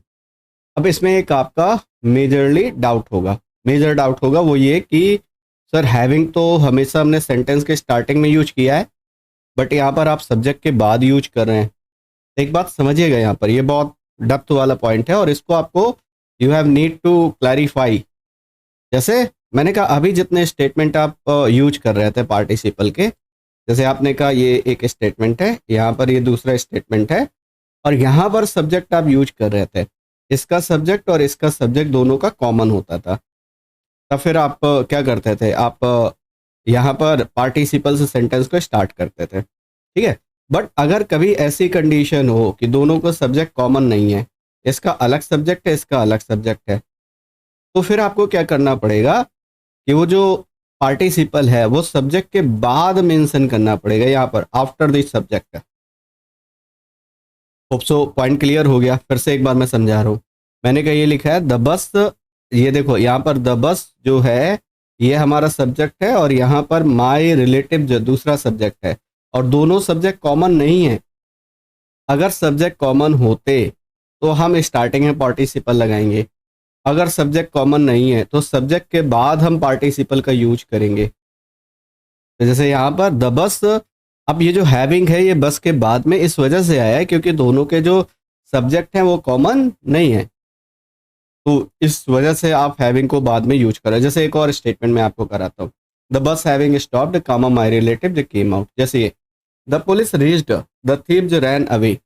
अब इसमें पहले देखिए आप, इसका जो सब्जेक्ट है रीच्ड का वो क्या है, पुलिस, और रैन अवे का सब्जेक्ट क्या है, थीव्स। तो दोनों सब्जेक्ट डिफरेंट है, तो आप जो भी पार्टिसिपल यूज करेंगे चाहे वो प्रेजेंट हो चाहे वो परफेक्ट हो, वो आफ्टर द सब्जेक्ट आप यूज करेंगे, है ना। तो जैसे मैंने कहा यहाँ पर जो बनेगा वो ऐसे बनेगा, the police having reached, the police having reached comma the thieves ran away, the thieves ran away. ये आपका स्टेटमेंट बनेगा। Hope so you are getting my point कि ये जो हैविंग रीच्ड आया ये बाद में क्यों आया है, क्योंकि जो दोनों के सब्जेक्ट हैं बोथ आर डिफरेंट, वो दोनों डिफरेंट है तो फिर पार्टिसिपल को आपको सब्जेक्ट के बाद मेंशन करना है, दैट इज वाई। नेक्स्ट, ये क्लियर हो गया, the police having reached comma the thieves ran away, his elders were away so he was not here himself. उसके जो एल्डर्स हैं वो अवे हैं, मीन्स दूर है, इसलिए वो खुद की देखभाल नहीं कर सका। अब आपने कहा दोनों के सब्जेक्ट पहले चेक करिए आप, आपने कहा हिज एल्डर्स है और ही है, तो बोथ सब्जेक्ट आर डिफरेंट। आप जो भी पार्टिसिपल यूज करेंगे वो आफ्टर द सब्जेक्ट आएगा, तो पहले आप सिंपली मेंशन कर लीजिए, क्या मेंशन कर लीजिए, हिज एल्डर्स, हिज एल्डर्स। और वर में आईएनजी नहीं लगा पाओगे, ये बी फॉर्म है तो बी में आईएनजी आएगा, इट मींस बीइंग आएगा। तो his elders being away comma he did not care himself, he did not care himself, ये आपका करेक्ट आंसर होगा। ठीक है, चले नेक्स्ट। तो सेम वही स्टेटमेंट है, his elders being away comma he did not care himself. It was very hot so we could not go outside. अब इस सेंटेंस में देखिए ध्यान से, यहाँ पर इट है, यहाँ पर वी है, और आपको सिंपल सेंटेंस बनाना है, ये कंपाउंड सेंटेंस है, इसके फॉर्मेशन से हमें क्या करना है सर, सिंपल बनाना है। सिंपल बनाना तो है बट वही सेम बात की, वॉज में आएंगी मतलब बी फॉर्म में आएंगी, बीइंग आएगा, बट बीइंग कहाँ पर आएगा, स्टार्टिंग में या मिडिल में, मतलब आफ्टर द सब्जेक्ट। तो ये इट जो है, इट के बाद में बीइंग आएगा, ये बनेगा इट बीइंग वेरी हॉट, क्योंकि दोनों के जो सब्जेक्ट है वो डिफरेंट है। It being very hot comma we could not go outside, we could not go outside, go outside. Clear है बात, चलिए नेक्स्ट। तो सेम स्टेटमेंट है। अब ये देखिए, अगर मैंने ऐसे इसको डिजाइन किया, being very hot we could not go outside, और ये प्रॉब्लम आपको वहां पर देखने को मिलती है जब आप स्पॉटिंग एरर के क्वेश्चन सॉल्व करते हो, वहां पर भी ये क्वेश्चन आपसे पुटअप किया जाता है कि बीइंग से रिलेटेड सेंटेंस दे देगा और पूछेगा इसका, इसमें देखिए किस पार्ट में प्रॉब्लम है, तो आप क्या करते हो, आप टैली करते हो। यहाँ पर वी है, ये कुड नॉट गो के लिए यूज हुआ है, वेरी हॉट के लिए वी का यूज नहीं कर सकते, तो बीइंग से पहले इट आना चाहिए, इस वजह से ये वाला स्टेटमेंट करेक्ट हुआ। देखिए वो वाली बात यहाँ पर भी आप टैली कर सकते हो बाय यूजिंग इन्फिनेटिव। अगला जो टर्म है वो है इन्फिनेटिव का यूज करके हमें सिंपल बनाना है।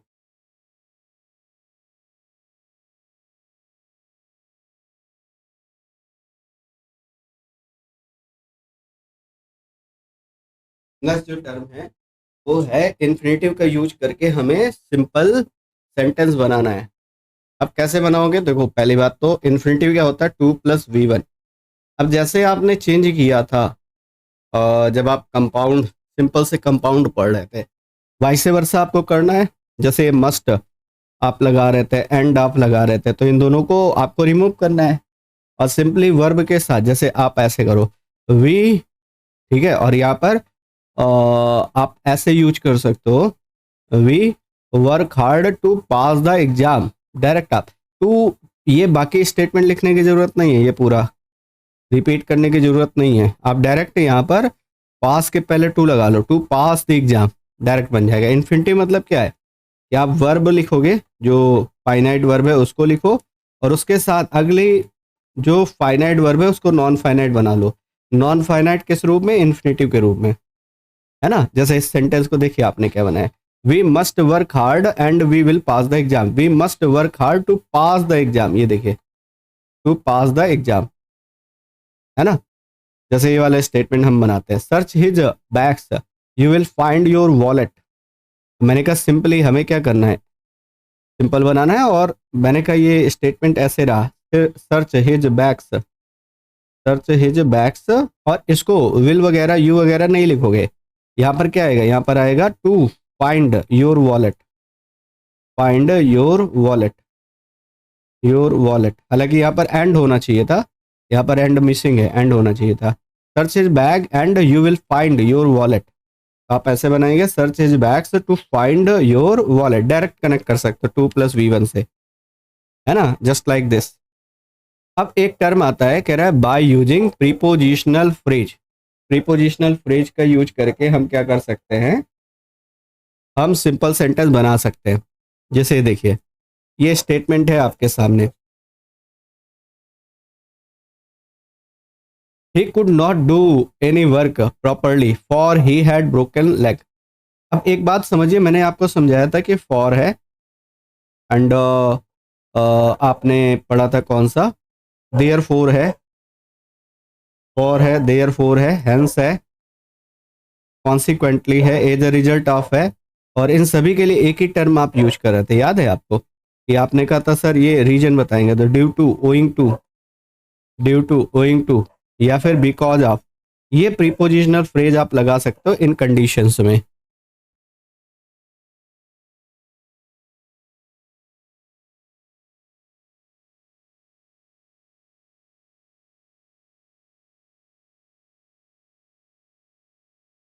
देखो, he could not do any work properly for he had broken leg, तो आप सिंपली बना सकते हो क्या, he could not do any work properly, अब फॉर को हटाइए, for he had broken leg. अब इसकी जगह आप डायरेक्ट यूज कर सकते हो, ड्यू टू लगा लो, आप बिकॉज ऑफ लगा लो, तो आप सिंपली इस सेंटेंस को ऐसे डिफाइन कर सकते हो, कैसे, ही could not, he could not do any work, any work properly, any work properly because of. अब बिकॉज आप देखो ये प्रीपोजिशनल फ्रेज है, तो इसके बाद आपको क्या करना पड़ेगा, आपको वर्ब नहीं लिखनी है, इसके बाद डायरेक्ट इसका ऑब्जेक्ट लिखना है। तो because of his broken leg, because of his broken leg, this will be your correct answer. तो he could not do any work properly because of his broken leg, है ना, ये करेक्ट आंसर होगा। चलिए आगे चलता है। बाय यूजिंग प्रीपोजिशनल फ्रेज, तो आपने इस तरीके से बनाया, आप चाहो तो यहाँ पर ड्यू टू लगा सकते हो, आप ड्यूटी से बना सकते हो। देखो, he could not do any work due to a broken leg, है ना। नेक्स्ट, आप ये अपनी अकॉर्डिंग, आप अगर आ दिया है तो आ को लगा लो, अगर हाँ वैसे आ दिया है, आ दिया है तो आ के साथ ही जाओ आप, फिर ज़्यादा बेहतर होगा। आप यहाँ पर हिज ना यूज करके आप आ लगाएं, आ broken leg. Next, he failed for he was careless, वह फेल हो गया क्योंकि वह केयरलेस था। आपने कहा सिंपली हमें प्रीपोजिशनल फ्रेज यूज करके सिंपल सेंटेंस बनाना है ना। तो सिंपल बनाने के लिए हमें क्या करना है, हमने कहा ही फेल्ड, ये बन गया he failed because of, because of. लेकिन यहाँ पर केयरलेस, अब नाउन इसका यूज करना पड़ेगा क्योंकि ये एडजेक्टिव है, और बिकॉज ऑफ मतलब प्रीपोजिशन के बाद आफ्टर द प्रपोजिशन, या तो आप नाउन यूज करते हो या आप प्रोनाउन यूज करते हो, एडजेक्टिव तो नहीं लगाओगे। तो इट मीन्स यहाँ पर आएगा केयरलेसनेस, बिकॉज ऑफ केयरलेसनेस। वैसे और अच्छा होता अगर आप यहाँ पर हिज लगा ले, तो ये बनेगा he failed because of his carelessness, वह अपनी लापरवाही की वजह से फेल हो गया। अब बात वही यहाँ पर कह रहे हो, बट वो आप फॉर यूज कर रहे हो, कोऑर्डिनेटिंग कंजक्शन है, तो एक कंपाउंड बन रहा है। यहाँ पर बनने वाला सेंटेंस हमारा कौन सा है, कंपाउंड, और यहाँ पर सिंपल एक ही फाइनाइट वर्ब है फेल्ड, और ये आपने जो यूज किया बिकॉज ऑफ, ये प्रीपोजिशनल फ्रेज है ना। चलिए आगे चलते हैं। तो आपने कहा he failed because he was careless. अब देखो मन में एक क्वेश्चन आएगा आपके मन में कि सर ऐसा ना कर ले कि यहाँ पर बिकॉज लगा लें, बट अगर आप ध्यान से देखो तो एक फाइनाइट वर्ब ये, एक ये, और ये बनने वाला सेंटेंस क्या हो गया, ये कॉम्प्लेक्स हो गया। अब ये कंपाउंड नहीं रहा, और हमें क्या करना था, हमें सिंपल बनाना था, और सिंपल में सिंगल फाइनाइट वर्ब मिलनी चाहिए। तो सिंगल फाइनाइट वर्ब तभी पॉसिबल होगी जब आप क्या करोगे, प्रीपोजिशन का यूज करोगे, प्रीपोजिशनल फ्रेज बनाओगे। Our opposition was tough nevertheless we fought bravely, हमारा जो अपोजिशन था वो बहुत ही ज्यादा टफ था, फिर भी हम बहादुरी से लड़े, है ना। और ये आपने एक टर्म पढ़ा था डिस्पाइट, इन स्पाइट, अगर याद आ रहा हो आपको, पीछे डिस्कस किया था सिंपल से कंपाउंड के दौरान, है ना। डिस्पाइट या इन स्पाइट ऑफ, डिस्पाइट या फिर इन स्पाइट ऑफ। और मैंने कहा था इनको रिमूव करके आप क्या करते हो, आप बट का यूज करते हो, आप स्टिल का यूज करते हो, आप एट का यूज करते हो, नेवरदलेस का यूज करते हो, एट नेवरदलेस, है ना। ये वाली बातें, ये टर्म आप यूज कर रहे थे। आप सिंपली वापस जाइए, आप जैसे यहाँ पर नेवरदलेस लिख रहा है तो इसको हटाना पड़ेगा, इसकी जगह फिर डिस्पाइट और इन स्पाइट से सेंटेंस बना सकते हो। मैंने कहा डिस्पाइट, ये सेंटेंस आपका बन गया। डिस्पाइट के साथ ऑफ नहीं लगाना है, ये वाली बात भी याद रखनी है। डिस्पाइट, डिस्पाइट टफ अपोजिशन, ये आप ऐसे लिख सकते हो, डिस्पाइट टफ अपोजिशन, क्योंकि डिस्पाइट प्रपोजिशन है तो इसके बाद डायरेक्ट आप उसका ऑब्जेक्ट लगाओगे। मैंने कहा डिस्पाइट टफ अपोजिशन, कॉमा, और ये बन जाएगा we fought, we fought bravely, we fought bravely, despite tough opposition we fought bravely, this will be your correct answer. एक बार मैच कर लीजिए आप, in spite of tough oppo, आप चाहो तो इन स्पाइट ऑफ से बना सकते हो, है ना। अब सिंगल फाइनाइट वर्ब मिल गई, कौन सी, फॉट, कहाँ से डिफाइन कर पाओगे, ये प्रीपोजिशनल फ्रेज है पहले वाला, बाद में सिंगल फाइनाइट वर्ब मिल गई आपको। Next, despite tough opposition we fought very well, आप चाहो तो नॉट विथ स्टैंडिंग, ये भी मैंने आपको समझाया था के बावजूद, आप चाहो तो इसका भी यूज कर सकते हो, नॉट विथ स्टैंडिंग। इसके साथ भी आपने डायरेक्ट लिखा opposition toughness, notwithstanding opposition toughness we fought very well, है ना। वेरी वेल है या हाँ ठीक है, वेरी वेल है। ब्रेवली है तो ब्रेवली लिखो यहाँ पर, वेरी वेल यहाँ पर बेसिकली, ये छोटी छोटी चीज़ें आप मार्क करोगे इसलिए बताना जरूरी है, यहाँ पर ब्रेवली आएगा। ब्रेवली है तो ब्रेवली ही होगा, ये कॉमन सेंस की बात है।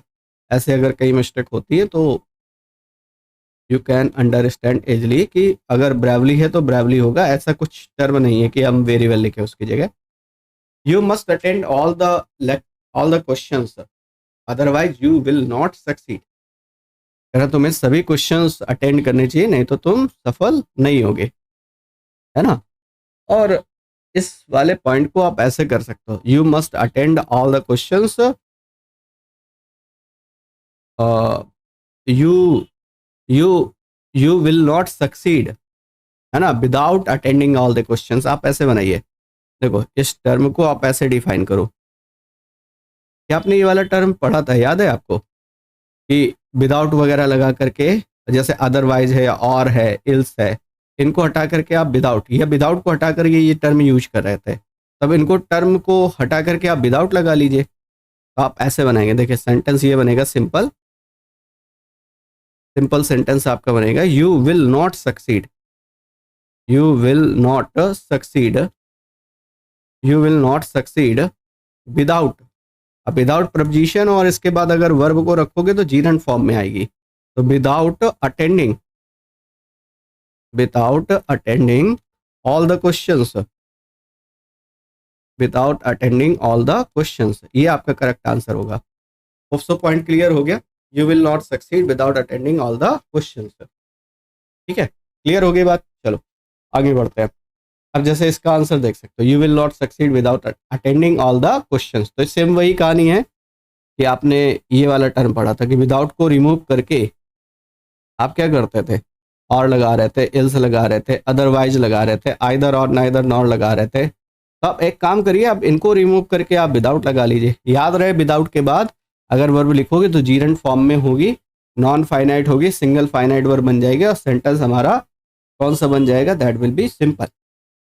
अब ये कंक्लूजन है पूरी बात का, जो बात आपने यहाँ तक पढ़ी उसका कंक्लूजन है कि मस्ट के बाद नॉट प्लस V1, अगर ये आपको स्ट्रक्चर मिलता है तो यहाँ पर आप क्या यूज करते हो, विदाउट, है ना। इनके साथ क्या लगा होगा, अदरवाइज लगा होगा, और लगा होगा, इल्स लगा होगा, उसको भी आपको रिमूव करना है ना। इसको भी रिमूव करके आपको विदाउट प्लस, इसके बाद डायरेक्ट है जो वर्ब रखोगे वो ING फॉर्म में आएगी, ये वाला टर्म देखो, nevertheless, for, so, hence, therefore, ये वाले टर्म आपने कहा इन ये बेसिकली रीजन बताने का काम करेंगे, तो इनकी जगह because of, due to, owing to, notwithstanding, despite, in spite of, है ना। और ये वाले टर्म आप यूज कर रहे थे, हालांकि इस वाले टर्म में ये आप यूज कर रहे थे डिस्पाइट, इन स्पाइट ऑफ, ये के बावजूद, कंट्राडिक्शन बताएंगे तो यही वाले टर्म आप यूज कर सकते हो। ये कंक्लूजन है पूरी बात का। अब हम चलते हैं sir next, that will be simple to complex. अब मैं इसका अपोजिट नहीं कराऊंगा कॉम्प्लेक्स टू सिंपल, क्योंकि इसमें पिछले वाले में मैंने दोनों बातें बताई, सिंपल से कंपाउंड, कंपाउंड से सिंपल। अब इसमें केवल एक ही सीख लीजिए तो दोनों आप वाइस वर्सा कर पाएंगे। Bye using noun clause. अब देखो सिंपल से कॉम्प्लेक्स बनाने का सिंपल सा सिस्टम है। क्या आप ये जानते हो कि सबऑर्डिनेट क्लास 3 टाइप की होती है? कौन कौन सी? एक होती है noun clause, secondly adjective clause, and third one is adverb clause. ये 3 अलग अलग डिफरेंट टाइप की क्लॉजेज होती हैं। तो आप इनमें से किसी एक का यूज करके आप क्या कर सकते हो, उस सिंपल सेंटेंस को कॉम्प्लेक्स में चेंज कर सकते हो। जैसे मैंने कहा I know his plan, I know his plan. अब इसमें क्या करना पड़ेगा, देखो आपको समझना पड़ेगा। जैसे ये कह रहा है बाय यूजिंग नाउन क्लॉज, और नाउन क्लॉज कहाँ कहाँ पर, ये इसलिए मैं कह रहा था लास्ट वाला लेक्चर इंपॉर्टेंट है। नाउन क्लॉज या तो सब्जेक्ट बन जाएगा, या तो ऑब्जेक्ट की जगह, या तो प्रीपोजिशन ऑब्जेक्ट की जगह, या कॉम्प्लीमेंट की जगह। ये 4 एस्पेक्ट होते हैं नाउन क्लॉज के। अब मैंने कहा यहाँ तो कुछ इंटरफेयर कर नहीं सकते इसमें, इसी में कर सकते हो आप हिज प्लान में, ऑब्जेक्ट की जगह। तो मैंने कहा इसको ऐसे आप डिफाइन करो, आई नो, ये तो सही हो गया। अब मैंने कहा यहाँ पर आपको डिफाइन करना है हिज प्लान। मैंने कहा व्हाट ही हैज प्लान्ड। अब आपको वर्ब चाहिए तो इस प्लान को आपने मेन वर्ब में कन्वर्ट कर लिया। ये देखिए यार, ये प्लान यहाँ नाउन था और इसी को आपने मेन वर्ब में कन्वर्ट कर लिया, तो फिर आपको प्रेजेंट टेंस है तो हैज लगाया आपने, है ना, और हिज लगा था तो ही उसका सब्जेक्ट ले लिया। यहाँ पर व्हाट यूजुअली जो ज़्यादातर अप्रोप्रिएट ऑप्शन, जो कंजक्शन आपको अप्रोप्रिएट लगे वो लगा लीजिए। तो आपने कहा आई know what he has planned, है ना, मैं जानता हूँ उसने क्या प्लान किया है। I know what he has planned, ये noun clause, by using noun clause. Noun clause का यूज करके आप इस तरीके से इसका क्या बना सकते हो, कॉम्प्लेक्स बना सकते हो। आगे चलते हैं। तो देखो सेम वही बात है, हिज प्लान की जगह आपने लिखा ही has planned, what he has planned. I know his address, जरूरी नहीं वही वर्ड आप यूज करो, आपको उसकी जगह एक क्लॉज चाहिए। अल्टीमेटली एक क्लॉज चाहिए, वो कैसे ला रहे हो क्लॉज वो मैटर नहीं करता, बट क्लॉज होनी चाहिए। जैसे आपने कहा वी सब्जेक्ट है, नो वर्ब है, तो इसको तो सिंपली ऐसे डिफाइन कर देंगे वी नो, है ना। हिज एड्रेस, मैंने कहा एड्रेस बेसिकली प्लेस के लिए आप किसका यूज करते हो, वेयर का। Where he, I know where he is living, where he is living. अब मैंने एड्रेस हटा दिया, उसकी जगह ये पूरा टर्म यूज कर लिया। तो आपको वर्ड्स के साथ मतलब इंटरफेरेंस करना पड़ेगा, तभी आप इसको बना पाओगे। क्योंकि आपको जब नाउन क्लॉज बनानी है तो उस नाउन क्लॉज के लिए आपको क्या चाहिए, पूरा का पूरा स्ट्रक्चर चाहिए, जिसमें सब्जेक्ट वर्ब भी हो, कंजक्शन भी हो। तो कंजक्शन तो अकॉर्डिंग टू नीड आप देख लोगे। जैसे पिछले वाले में मैंने कहा था आई नो, मैं जानता हूँ उसने क्या प्लान किया है, तो व्हाट का मीनिंग ज़्यादा अप्रोप्रिएट रहा। जहाँ एड्रेस की, प्लेस की बात करोगे वहाँ पर वेयर, जहाँ टाइम की बात करोगे वहाँ पर व्हेन। तो अकॉर्डिंग टू नीड आपको समझना पड़ेगा कि कौन सा कंजक्शन ज़्यादा अप्रोप्रिएट है। तो आपने कहा वी सब्जेक्ट हो गया, नो वर्ब हो गए, और what where he is living, ये क्या बन गया, ये आपका बन गया एनसी, नाउन क्लॉज, है ना। चलिए आगे चलते हैं। वी नो हिज एड्रेस, सही है, वेयर ही इज लिविंग बन गया। ही केप्ट हिज प्रॉमिस, है ना। अब इसको डिफाइन करते हैं, ही केप्ट हिज प्रॉमिस। तो आप ऐसे कह सकते हो ही केप्ट, उसने पूरा किया क्या, जो भी उसने प्रॉमिस किया था। आप ऐसे कर सकते हो। ये प्रॉमिस नाउन है, इसको आप वर्ब बना लो, वर्ब बनाओगे हिज से ही आ जाएगा। और यहाँ पर कौन सा कंजक्शन अप्रोप्रिएट है, व्हाट ही प्रॉमिस्ड। पास्ट है तो फिर पास्ट में लिखो आप। कह रहा है ही केप्ट व्हाट ही प्रॉमिस्ड, उसने पूरा किया, जो भी उसने वादा किया था उस वादे को उसने फुलफिल किया। ही kept what he promised. Next है हिज वर्ड्स आर ट्रू, है ना। मैंने कहा ये आप ऐसे डिफाइन कर सकते हो, आप ऐसे कह सकते हो कि what he says is true. ये मैंने ऐसे बनाया, जरूरी नहीं मैं वर्ड्स लिखूं, मैं इसी बात को दूसरे तरीके से लिख सकता हूँ। व्हाट ही सेज, वो जो कुछ भी कहता है, इज ट्रू, वो सही है। ये लो बन गया आपका। अब मैंने कहा ये देखो इसके साथ इंटरफेयर कर सकते हो आप। भाई देखो इन दोनों के साथ तो कुछ नहीं कर पाओगे, तो ये तो सेम ही लिखना पड़ेगा। इसको आप चेंज करो, कुछ भी चेंज करो, जैसे भी चेंज करना, मीनिंग सेम होना चाहिए। तो आपने कहा सब्जेक्ट की जगह लिख रहे हो, व्हाट ज़्यादा अप्रोप्रिएट रहेगा। What he says is true, जो कुछ भी वो कहता है वो सही है। अब देखो मैच कर लो, he kept what he promised, सही है। आपने कहा what he says is true, या फिर आप ऐसे बना सकते हो, his words are true what he says both are correct, his suggestions proved harmfully, his suggestions proved harmfully, है ना। अब मैंने कहा ये तो आप इसमें तो इंटरफेयर कर ही नहीं सकते हो, तो इसको तो सेम ही लिख दो आप, proved harmfully, proved harmful, proved harmful, ये लिखा है।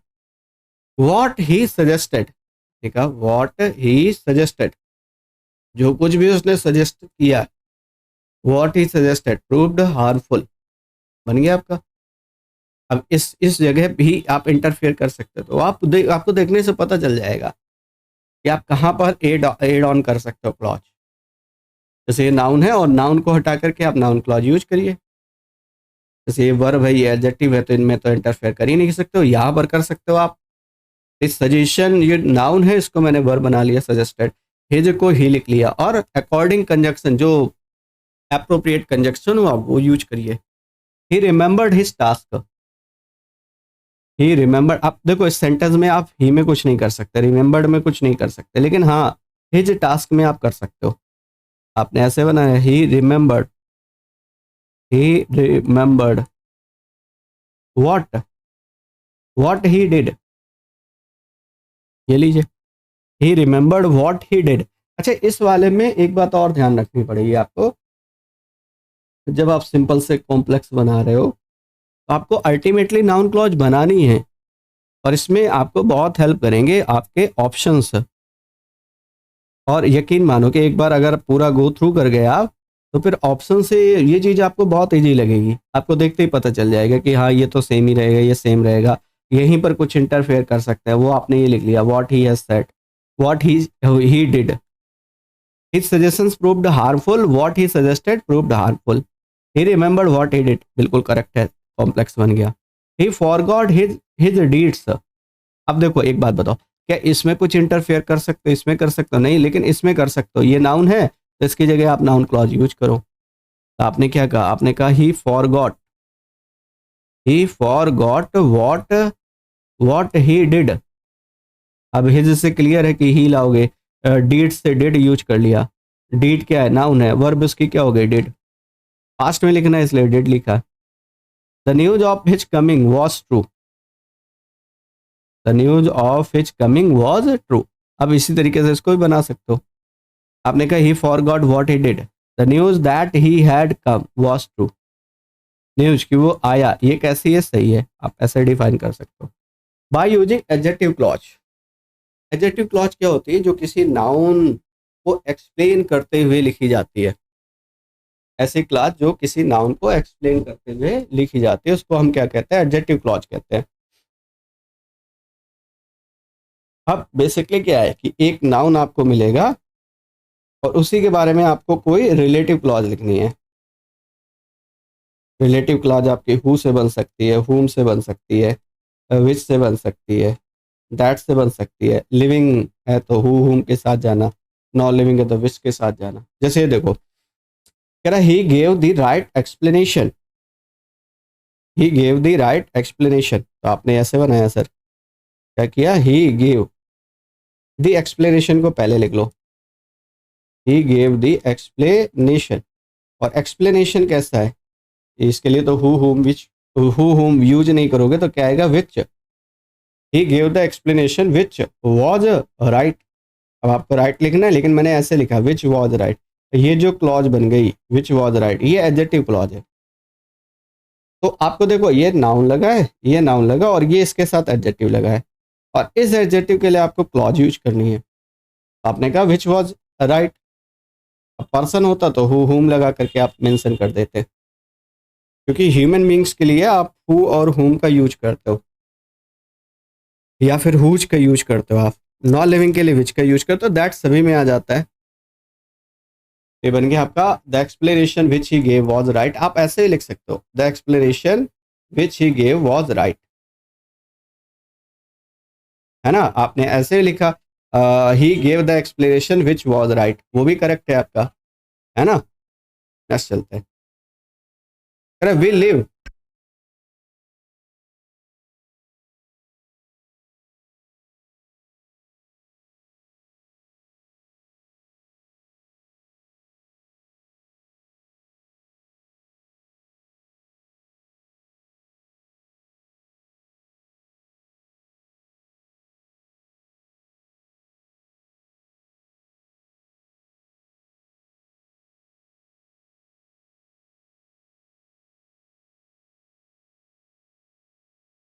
देखो अ, आपने कहा ऊपर वाला जो स्टेटमेंट लिखा है उसके पैटर्न पर हमने इसको कन्वर्ट किया है, कॉम्प्लेक्स बनाने की कोशिश की है। देखो अब एक बार मैच करो आप।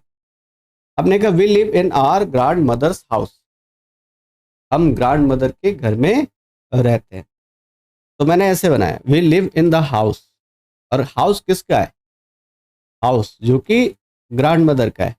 तो आप ऐसे लिखो we live in the house which belongs to our grandmother, correct हो गया। क्योंकि हाउस देखो हाउस नाउन है और हाउस के बारे में आप एक्सप्लेनेशन दे रहे हो, तो इसी को आप अलग कर लो। आपने कहा we live in the house which belongs to our grandmother, we live, तो ये बन गया the house where we live. आप ऐसे भी कर सकते हो the house where we live belongs to our grandmother, that is also correct. He was there at the time of ceremony. अब आपको जो कुछ करना है वो इसमें करना है, eight the time of ceremony, इधर ही आप कुछ चेंजेस कर सकते हो। तो ही वॉज देयर, ये तो सेम ही रहेगा, ही वॉज देयर। और टाइम के लिए आप क्या यूज करते हो, when the ceremony happened, when the ceremony happened. अभी तो मैं आपको थ्योरेटिकल बता रहा हूँ, लेकिन जब यकीन मानो जब ये क्वेश्चन आपको ऑप्शंस के साथ गिवन होंगे तो आपके लिए बहुत इजी हो जाएगा फिर करना। He was there when the ceremony happened, तो he was there when the ceremony happened.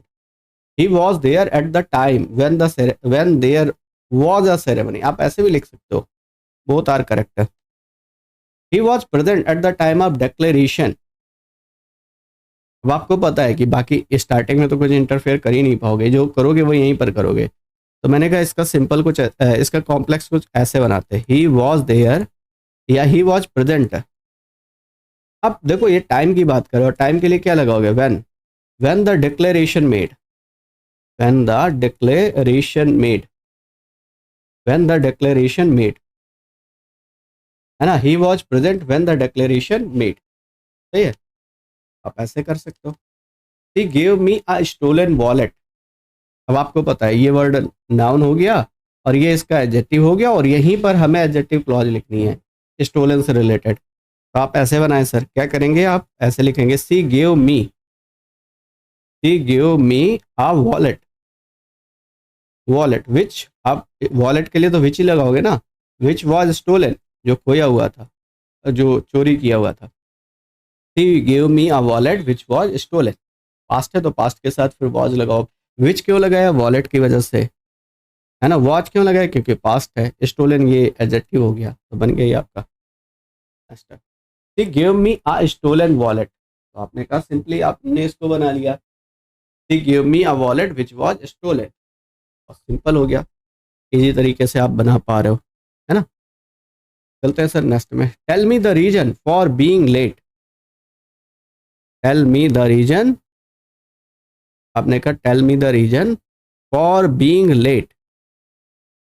आप इस वाले पॉइंट को वाई से कनेक्ट कर सकते हो क्या, सिंपली अगर इस बात को सोचो आप। आपने कहा सर इसको हम ऐसे डिफाइन कर सकते हैं। अच्छा यहाँ पर तो कुछ नहीं कर पाओगे, टेल मी द रीजन, है ना। मैंने कहा ये है, देखो इसका हम क्या बनाते हैं, complex. Tell me the reason, tell me the reason why, why है ना, for being late, why, why are you late, why are you late, आप ऐसे लिख सकते हो, tell me the reason why are you late. और यहाँ पर इंट्रोगेटिव मार्क तो लगा नहीं रहा, तो फिर इसको क्लॉज के तरीके से, तो ये यू पहले ले आओ, आर बाद में ले जाओ, ज़्यादा अप्रोप्रिएट होगा। ऐसे आप लिखो you are late, why you are late, you are late, why you are late, बन गया।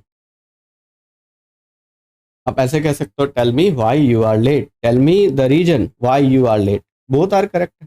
आपने रीजन यहाँ लिखा है तो ठीक है, नहीं लिखा है तो भी करेक्ट हो जाएगा। Next, I reach there at 5 o'clock, मैंने कहा I reach there when it was 5 o'clock। भाई ये सिंपली यहाँ तो कोई इंटरफेयर कर ही नहीं पाओगे आप, जो भी करेक्शन होगा वो यहीं पर कर पाओगे एट 5 o'clock में। आपने कहा I reach there when it was 5 o'clock, या आप ऐसे लिख लो इट वाज 5 o'clock, आप पहले ले आ सकते हो, it was 5 o'clock when I reach there, it was the time when I reach there, आप ये भी लिख सकते हो। ठीक है नेक्स्ट, तो ये एडजेक्टिव क्लॉज से रिलेटेड जो क्वेश्चंस थे वो यहाँ पर होते हैं मेरे भाई कंप्लीट, है ना। अब पहले टाइप का ट्रांसफॉर्मेशन आपका होता है यहाँ पर वाइंड अप, और वो है आपका कौन सा, सिंपल से कंपाउंड, कॉम्प्लेक्स और सिंपल कंपाउंड और कॉम्प्लेक्स का ट्रांसफॉर्मेशन। अब जो सेकंड मैं आपको बताने जा रहा हूँ वो है डिग्री चेंज, है ना। डिग्री चेंज के मैंने सारे सेंटेंस हटा दिए हैं, और जस्ट बिकॉज कि अगर आपको राइटिंग का इशू हो तो मैं एक एक सेंटेंस लिख करके आपको समझाते हुए चलूँगा। तो सबसे पहला क्वेश्चन आता है कि डिग्री है क्या। डिग्री एट्रीब्यूट है बेसिकली दो तरीके के पार्ट्स ऑफ स्पीच का, एक होता है एडजेक्टिव, एक होता है एडवर्ब। सेकंड चीज, डिग्री का मतलब होता है किसी चीज़ की इंटेंसिटी को बढ़ाना या घटाना। थर्ड इज दैट कि डिग्री तीन तरीके की होती है, आप जानते हो, पहला है पॉजिटिव डिग्री, सेकंड है आपका comparative degree, comparative degree, and third one is superlative degree. ये तीन अलग अलग तरीके के तीन अलग अलग तरीके के डिग्रीज आप पढ़ते हो, positive, comparative and superlative. Positive degree से आप इक्वालिटी को शो करते हो, इक्वालिटी को शो करते हो। कंपैरेटिव डिग्री से आप कंपैरिजन को शो करते हो, कंपैरिजन। एंड सुपरलेटिव से भी आप क्या करते हो, कंपैरिजन को शो करते हो, कंपैरिजन, है ना। इक्वालिटी को डिफाइन करने के लिए अब दोनों जगह कंपैरिजन है, तो इन दोनों में डिफरेंस ये है कि वन वर्सेस अनदर, एक व्यक्ति या वस्तु की तुलना अगर आप किसी दूसरी व्यक्ति या वस्तु से कर रहे हो तो कंपैरेटिव डिग्री है, बट वन वर्सेस ऑल, एक व्यक्ति या वस्तु की कंपैरिजन आप सभी से कर रहे हो, that is called superlative degree. ये वाली बात, एक व्यक्ति या वस्तु की तुलना आप दूसरे से कर रहे हो कंपैरेटिव, और एक व्यक्ति या वस्तु की तुलना सभी से कर रहे हो तो सुपरलेटिव डिग्री, है ना। ये वाली बातें आपको यहाँ तक क्लियर होनी चाहिए। अब चलते हैं डिग्री के बारे में। जो अगली बात आपको जाननी है वो क्या है कि तीनों की आइडेंटिफिकेशन आपको पता होनी चाहिए। पॉजिटिव डिग्री जो होती है पीडी, कंपैरेटिव जो होती है सीडी, एंड सुपरलेटिव जो होती है एसडी। तो पॉजिटिव बनता है एज, एज से, एज के बीच में पॉजिटिव डिग्री आएगी, दूसरा सो एज के बीच में पॉजिटिव डिग्री आएगी। कंपैरेटिव ईआर या मोर के साथ आप क्या यूज करते हो, देन का यूज करते हो, एंड सुपरलेटिव में ईएसटी या मोस्ट के साथ आर्टिकल दा लगा रहे होते हो। ये बेसिक आइडेंटिफिकेशन है जो आपको पहले से पता होनी चाहिए। एक बात और कि एज डैश एज और सो डैश एज में डिफरेंसेस है। एज एज जो है ये अफर्मेटिव निगेटिव दोनों तरीके के सेंटेंसेस के साथ हम यूज कर लेते हैं, जबकि सो एज केवल और केवल निगेटिव सेंटेंस के साथ हम यूज करते हैं। ये वाली बात यहाँ तक क्लियर हो गई बात। अब चलते हैं, हाँ चलो मैं कुछ डिग्रीज आपको बता देता हूँ, देन फिर क्वेश्चन पे आते हैं। जैसे मैं यहाँ पर डिफाइन करूँ, मैं लिख नहीं रहा हूँ, बस केवल मैं बताते चलूँगा। जैसे गुड, गुड की क्या बना लोगे, गुड बेटर बेस्ट। जैसे यही वेल की बनती है, well better best. Bad, verse worst. जैसे यही सेम इल की बन जाएंगी, वर्स्ट और वर्स्ट। जैसे वाइज वाइजर वाइजेस्ट, है ना। Brave braver bravest. Difficult, more difficult and most difficult. थोड़ा सा डिग्री बनानी आनी चाहिए आपको, नहीं अदरवाइज फिर आप चेंजेस कैसे करोगे। Difficult, more difficult, most difficult, costly, costlier, costliest, wise, wiser, wisest, poor, poorer, poorest, rich, richer, richest, gorgeous, more gorgeous and most gorgeous, beautiful, more beautiful and most beautiful. तो ये आप degree frame कर लोगे, I hope so. अब यहाँ से start होता है डिग्री चेंज का टाइप फर्स्ट, और टाइप फर्स्ट में हम सीखेंगे how we can change positive to comparative. Positive को कंपैरेटिव में कैसे चेंज करना है, वाइस वर्सा कंपैरेटिव को आप पॉजिटिव में भी कैसे चेंज करोगे। तो एक स्टेटमेंट से मैं आपको ये वाली बात समझाता हूँ। देखो मैंने कहीं लिखा है he is as tall as you, he is as tall as you. और मैंने कहा ये पॉजिटिव डिग्री का सेंटेंस है, आपको कंपैरेटिव बनाना है। आपको क्या करना है, कंपैरेटिव बनाना है। आप क्या करो, पहले जो ऑब्जेक्ट है उसको पहले लाओ, इसको बाद में ले जाओ। तो आपने कहा यू पहले आ गया, यू के अकॉर्डिंग आर आ जाएगा, सही है। अब पॉजिटिव डिग्री है तो इसकी जगह कंपैरेटिव यूज करो। लेकिन एक बात और याद रखना है, अगर सेंटेंस नेगेटिव नहीं तो नॉट लगाना पड़ेगा, तो नॉट लगा दिया। अगर पहले से लगा होता तो स्किप कर देते। यू आर नॉट, टॉल की जगह क्या आ जाएगा, टॉलर। कंपैरेटिव में आप ई आर का यूज करोगे, टॉलर देन, और यहाँ पर आ जाएगा ही। ये आपका करेक्ट कंपैरेटिव बन गया, सही है। एक दो स्टेटमेंट में और आपको देता हूँ प्रैक्टिस के लिए। मैंने कहा एक स्टेटमेंट ये है सर, देखिए अब आप सॉल्व करिएगा। I am not so talented, I am not so talented, I am not so talented as she, I am not so talented as she. मैंने क्या करना है सर, कंपैरेटिव डिग्री बनानी है। अब आप कंपैरेटिव पे आ जाइए, कैसे बनेगा कंपैरेटिव, देखो। तो आपने सिंपली कहा सी को पहले लिया है, सी इज, नॉट पहले से गिवन है तो नहीं लगाओगे। टैलेंटेड की कंपैरेटिव क्या बनेगा, more talented than, more talented than I. ये कौन सी डिग्री बन गई, ये आपकी कंपैरेटिव डिग्री बन करके रेडी, सही है। मान लो एक sentence vice versa just opposite कर लेते हैं। इस बार मैं रिवर्स ऑर्डर में दे रहा हूँ आपको। मैंने कहा she is wiser than you, she is wiser than you, wiser than you. अब ये आपको चेंज करना है, she is wiser than you. तो आप इसको सिंपली कैसे कन्वर्ट करोगे, आपने कहा अब इस बार पॉजिटिव बनाना है आपको। मैंने कहा यू आर, अच्छा नॉट नहीं है, गिवन नहीं है तो नॉट लगाना पड़ेगा। एज वाइज एज, हालांकि यहाँ पर सो वाइज एज भी लिख सकते हो, सेंटेंस नेगेटिव है तो दोनों यूज कर सकते हो। अफर्मेटिव में केवल एज वाइज एज का यूज करना, एज वाइज एज सी, ये आपका करेक्ट आंसर होगा। क्लियर है। तो ये तो इजी थे, इसमें तो प्रॉब्लम नहीं आएगी। बट अब आपको टाइप सेकंड में प्रॉब्लम आने वाली है, क्योंकि जो टाइप सेकंड है ना वहाँ से मेजर क्वेश्चन बनते हैं। ये जो टाइप सेकंड है, जस्ट अ सेकंड, ये जो टाइप सेकंड है यहाँ से मेजरली क्वेश्चन देखने को मिलेंगे। मैंने कहा टाइप सेकंड में क्या करता है, ये एक सुपरलेटिव डिग्री देगा, सुपरलेटिव डिग्री देगा, और सुपरलेटिव से आपसे कहेगा कि आपको पॉजिटिव बनाना है, आपको कंपैरेटिव डिफाइन करना है। दोनों, या तो पॉजिटिव बनाना है या तो कंपैरेटिव बनाना है, पॉजिटिव या फिर कंपैरेटिव। अब एक बात और याद रखनी है कि जब आप पॉजिटिव बनाओगे, मैं यहीं पर डिफाइन कर देता हूँ इस पूरी बात को, है ना। जब ये आप यहाँ से पॉजिटिव बनाओगे, है ना, और जब आप कंपैरेटिव बनाओगे इसी सुपरलेटिव डिग्री से, तो आपको यहाँ पर यूज करना है एनी अदर, यहाँ पर यूज करना है एनी अदर, और यहाँ पर यूज करना है no other.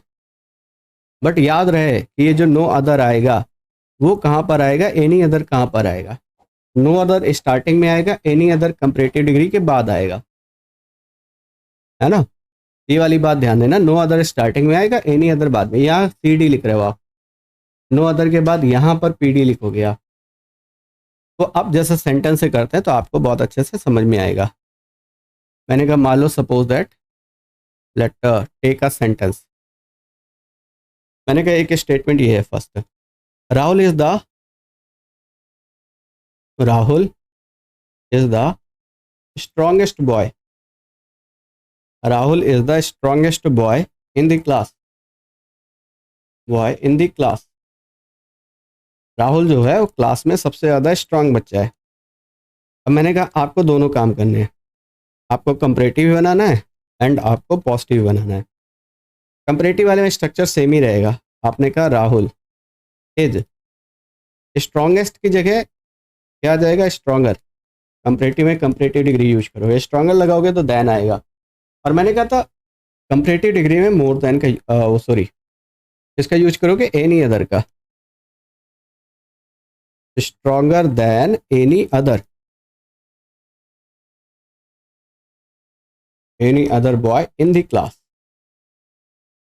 But positive use करते समय वो जो नो अदर लगाते हो कहाँ आता है, स्टार्टिंग में, लेकिन उसके साथ जो ग्रुप है साथ में लिखना है, no other boy in the class, no other boy in the class.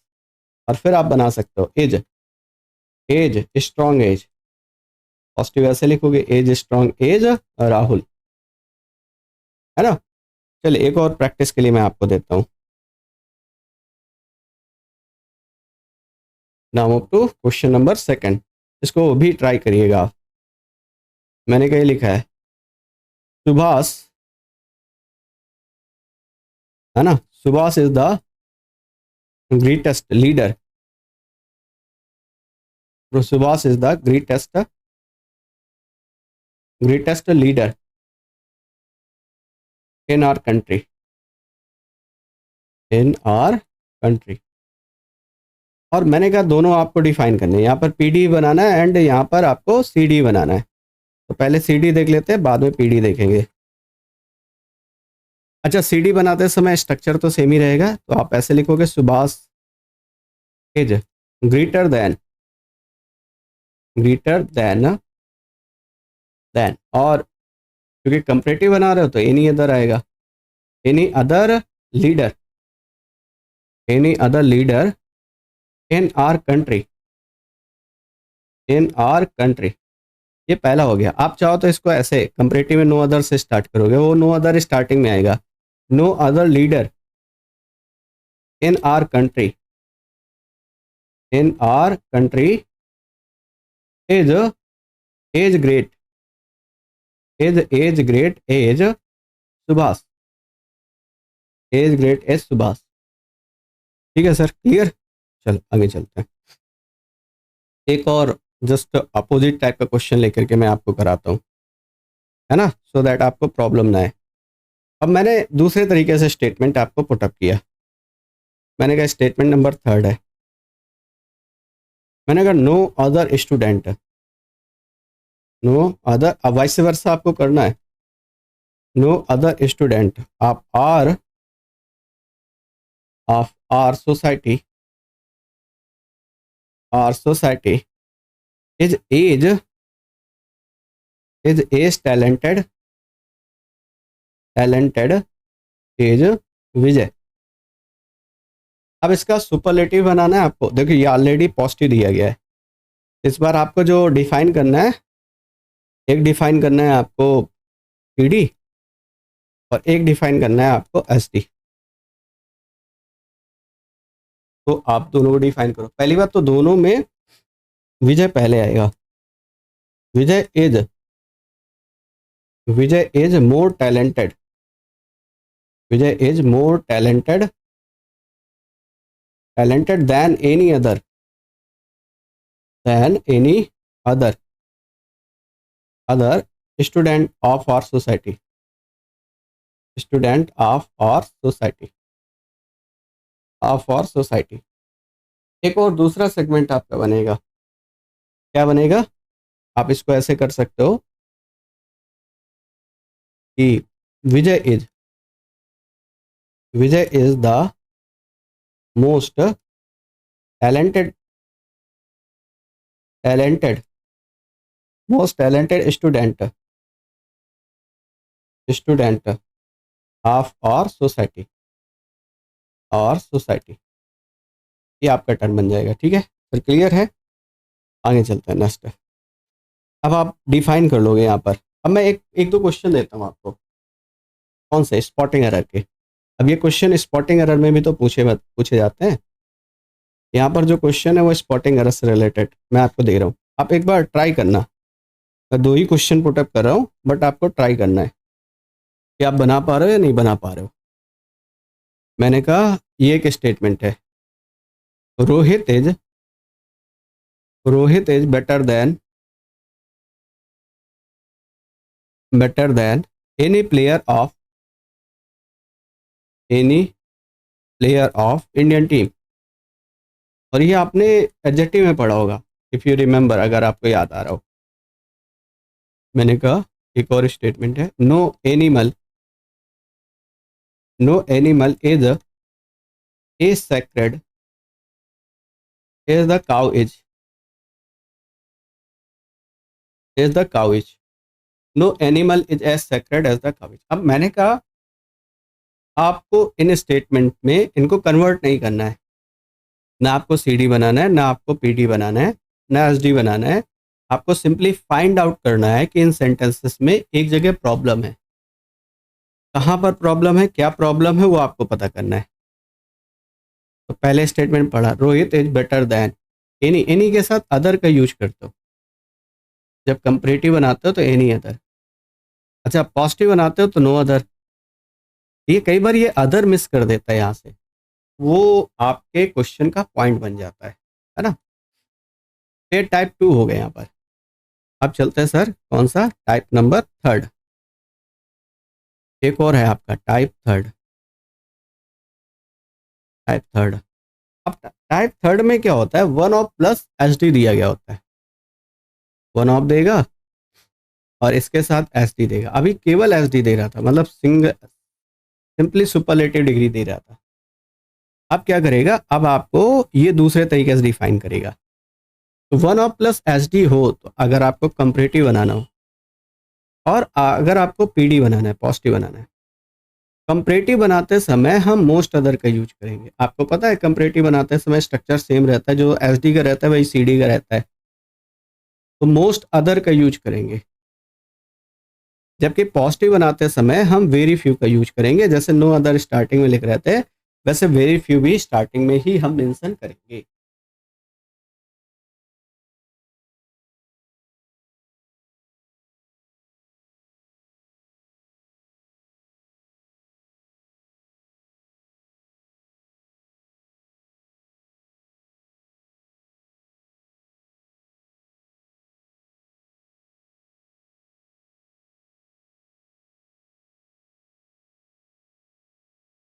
देखो, अब सिंपल सा पॉइंट आपको समझना है।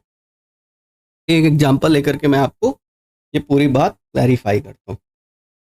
मैंने कहा ये एक स्टेटमेंट है, लेट टेक अ स्टेटमेंट। मैंने कहा Akbar is one of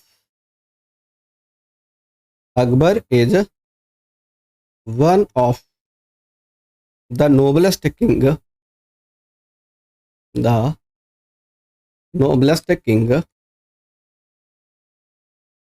of the world. अब मैंने कहा इसका CD बनाइए। एक आपके पास ऑप्शन है कि आप इसका कंपैरेटिव डिग्री बनाइए और इसका आप पॉजिटिव डिग्री बनाइए। अच्छा, कंपैरेटिव में स्ट्रक्चर चेंज नहीं होगा, ये वाली बात याद रखना। तो आप क्या करोगे, सिंपली जैसे डिफाइन कर रहे हो वैसे डिफाइन करना है। नोबलेस्ट की जगह नोबलर आ जाएगा, है ना। आपने ऐसे कहा अकबर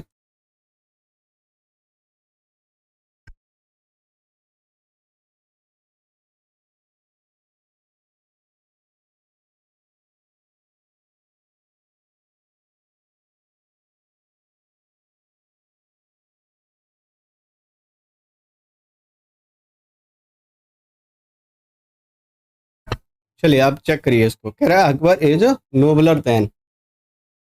अब हमने इसको देखिए प्रॉपरली चेक करिए आप, तो आपको समझ में आएगा। यहाँ पर नोबलेस्ट किंग लिख रहा था, मैंने कहा पॉजिटिव बनाते समय वन ऑफ लगा हुआ है। अगर वन ऑफ नहीं लगेगा तो एनी अदर नो अदर वाला टर्म ही यूज करोगे। But one of plus S D दे रहा है, मतलब वन ऑफ के साथ सुपरलेटिव डिग्री दे रहा है। तो फिर आप क्या करोगे, सिंपली आपको कंपैरेटिव बनाते समय मोस्ट अदर और सुपरलेटिव बनाते समय वेरी फ्यू का यूज करना है। तो आपने कहा Akbar is nobler than most other kings of the world, correct है। आपने कहा very few kings of the world are as noble as Akbar. आगे चलते हैं सर, नेक्स्ट एक और क्वेश्चन की प्रैक्टिस कर लेते हैं इसी वाले कॉन्सेप्ट में। जैसे लेट टेक अनदर स्टेटमेंट। मैंने कहा Rohit is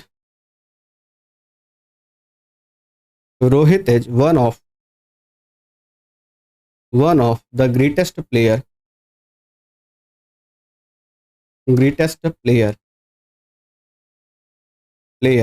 of the world Rohit is one of the greatest player of the world.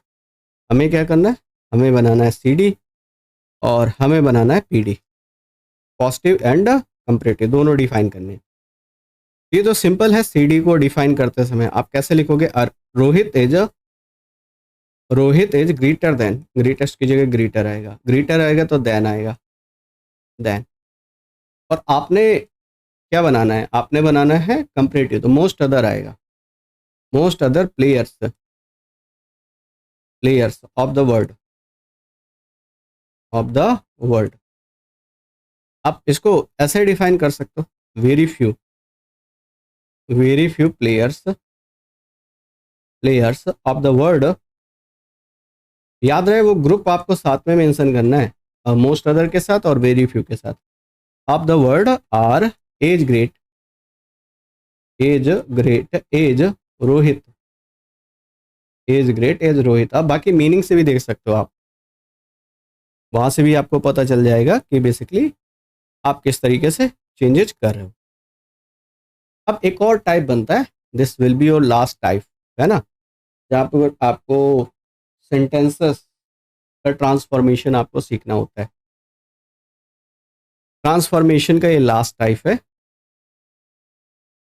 है ना, ये ट्रांसफॉर्मेशन का लास्ट टाइप है, जहाँ पर हम अलग अलग सेंटेंस, जैसे अफर्मेटिव को निगेटिव कैसे बनाते हो, निगेटिव को अफर्मेटिव कैसे बनाते हो, इंट्रोगेटिव से अफर्मेटिव कैसे बनाते हो, एक्सक्लामेटरी से अफर्मेटिव कैसे बनाते हो, ये सब सीखने वाले हैं हम। ये ट्रांसफॉर्मेशन का लास्ट स्टेप है। हालांकि जो टफ क्वेश्चंस थे वो ऑलरेडी हम डिस्कस कर चुके हैं। ये यूजुअली आप पढ़ते हुए रहते हो तो ये आपके लिए थोड़ा सा इजियर लगने वाला है, बट इसमें भी कई टाइप के क्वेश्चंस बनते हैं। एक काम करते हैं, पहले एक एक टाइप मैं आपको कवर कराते हुए चलूँगा। मैंने कहा टाइप फर्स्ट क्या होता है, बाय यूजिंग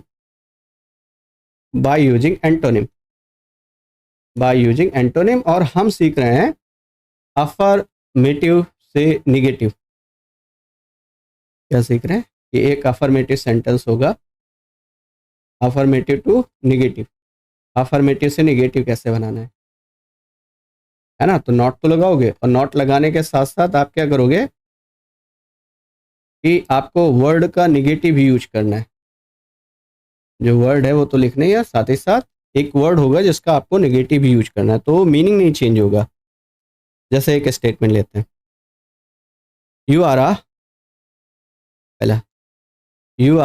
गुड पर्सन, दो तीन स्टेटमेंट एक साथ ले लेते हैं फिर डिस्कस करते हैं। मैंने कहा सेकंड, मैन इज मॉर्टल, खुद से ट्राई करिए आप, मैन इज मॉर्टल। मैंने कहा this shirt is too long, this shirt is long. एक और ले लिया, my friend is gorgeous, my friend is gorgeous, my friend is gorgeous. एक और ले लिया, he failed this time again,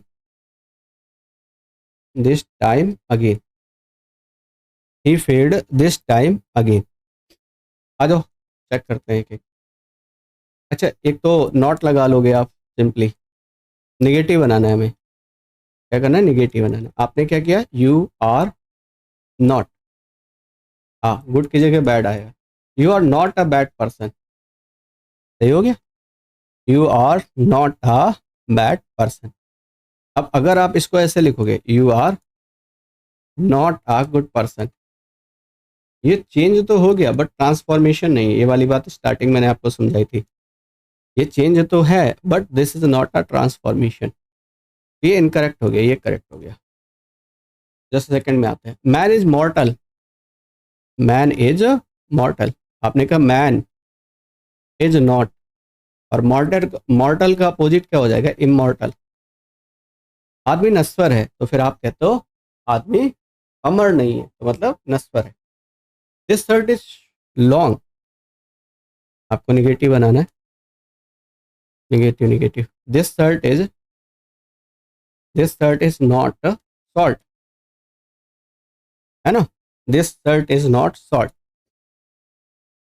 आपने कहा माई फ्रेंड इज गॉर्जियस, आपने लिखा माई फ्रेंड, गॉर्जियस मतलब सुंदर, इज नॉट अगली, गॉर्जियस का अपोजिट यूज कर लिया आपने, ugly. My friend is not ugly. He failed this time again, he failed this time again, आपने ऐसे लिखा। ही डिड नॉट, अब फेल्ड है, पास्ट इंडेफिनिट है, निगेटिव बनाओगे डिड नॉट लगेगा। ही डिड नॉट, फेल्ड का अपोजिट क्या हो गया, सक्सीड। अब देखो इसका अपोजिट कर लिया, नॉट तो लगाया लेकिन इसका भी अपोजिट, फेल का अपोजिट सक्सीड कर लिया। This time again, this time again, है ना, निगेटिव बन गया सर। ठीक है। टाइप नंबर सेकंड, ये पहला टाइप था, आपको होप सो समझ में आ गया होगा। Type number second, by using double negative, by using double negative. कई बार डबल वर्ड्स ऐसे मिल जाते हैं जिनको आप नेगेटिव, दोनों नेगेटिव बना लोगे तो आप मीनिंग जो होगा वो जस्ट वही मीनिंग कन्वे हो जाएगा जो आप चाह रहे हो। जैसे एक स्टेटमेंट मैं आपको देता हूँ, एटलीस्ट 2 से 3 स्टेटमेंट इसमें भी करते हैं हम। मैंने कहा पहला स्टेटमेंट है, he tried, he tried every, every plan, he tried every plan. Second है, मैंने कहा ही लेफ्ट एवरीथिंग, ही लेफ्ट एवरीथिंग, ही लेफ्ट एवरीथिंग फिनिश्ड।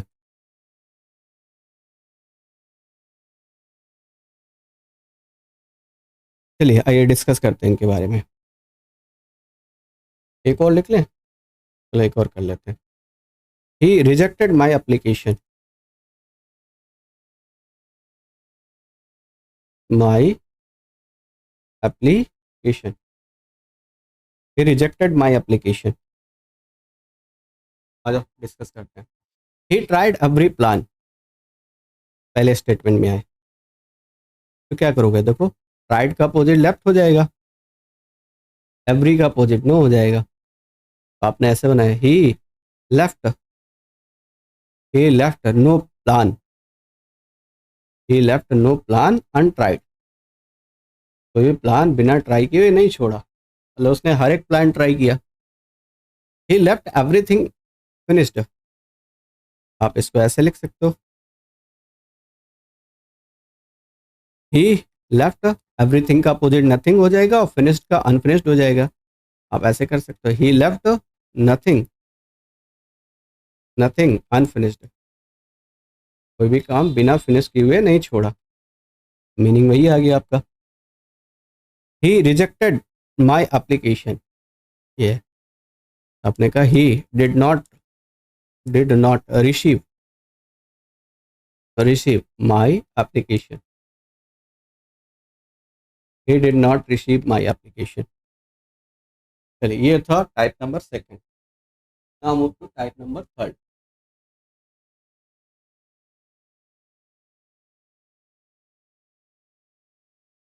नेक्स्ट में आ जाते हैं टाइप नंबर थर्ड।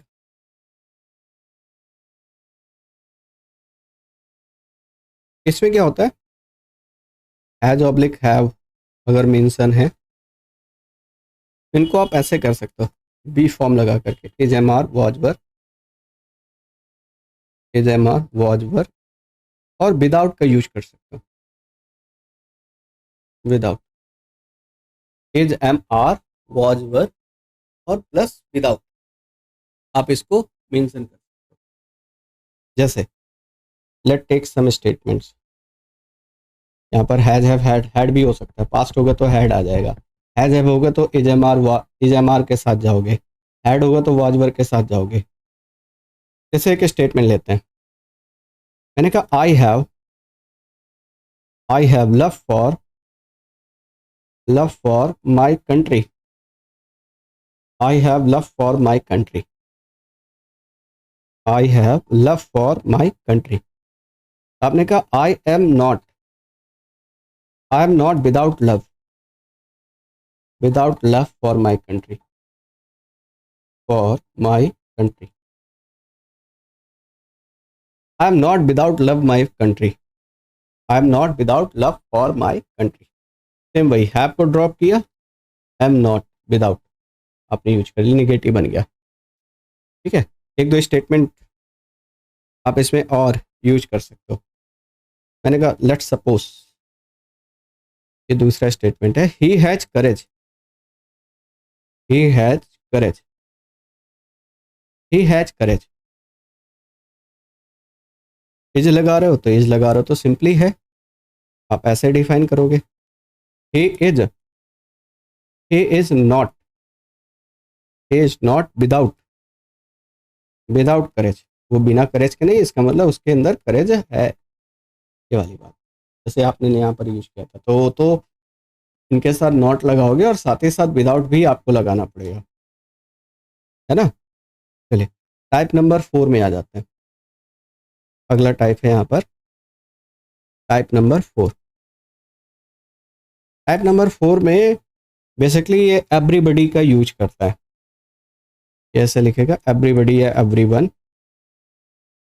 तो आपको क्या करना है, इसको चेंज करके निगेटिव बनाते समय अब को लिखना है there is nobody but, बाकी स्टेटमेंट रहेगा there is nobody but, there is nobody but. अब एक काम करते हैं, मैं स्टेटमेंट एक साथ मेंशन कर देता हूँ, आप ट्राई करो पहले। मैंने कहा पहला है एवरीवन या everybody loves his country, loves his country, हर एक व्यक्ति अपने देश से प्रेम करता है, क्या बनाओगे पहला। Second, everyone loves glory, everyone loves glory, हर एक व्यक्ति को ग्लोरी पसंद है, हर एक व्यक्ति को ग्लोरी पसंद है। मैंने कहा एक और स्टेटमेंट ले लिया, every silver lining, every silver cloud, cloud has a dark lining, dark lining. चलिए अब एक काम करते हैं, इन तीनों को डिफाइन करते हैं। ये जो तीन स्टेटमेंट आपने यहाँ पर देखे हैं, इन तीनों को हम डिफाइन करते हैं। कैसे डिफाइन करोगे, डिफाइन करना बेहद बेहद आसान है। कि आपको क्या करना है, एवरी बडी को हटा करके इसकी जगह आप यूज करोगे, नेगेटिव बनाना है, नेगेटिव बनाइए आप, there is nobody but loves his country, but loves his country. ऐसा कोई भी नहीं है जो अपने कंट्री से प्रेम ना करे। इट मीन्स आप इनडायरेक्टली बात वही कन्वे करना चाह रहे हो, है ना। आप इनडायरेक्टली क्या करना चाह रहे हो, बात वही कन्वे करना चाह रहे हो। हर एक व्यक्ति को क्या है, अपने देश से प्रेम है, अपने देश से लगाव है, हर एक व्यक्ति को अपने देश से लगाव है। Next, everyone loves glory, there is, negative बनाना है आपको, there is no one there is no one loves glory. There is no one loves glory. ऐसा कोई भी नहीं है जिसको ग्लोरी नहीं पसंद है। बट स्किप हो गया, बट भी नोट कर लेना। Every silver lining has a dark, every silver cloud has a dark lining। आप ऐसे भी कर सकते हो नेगेटिव। मैंने कहा there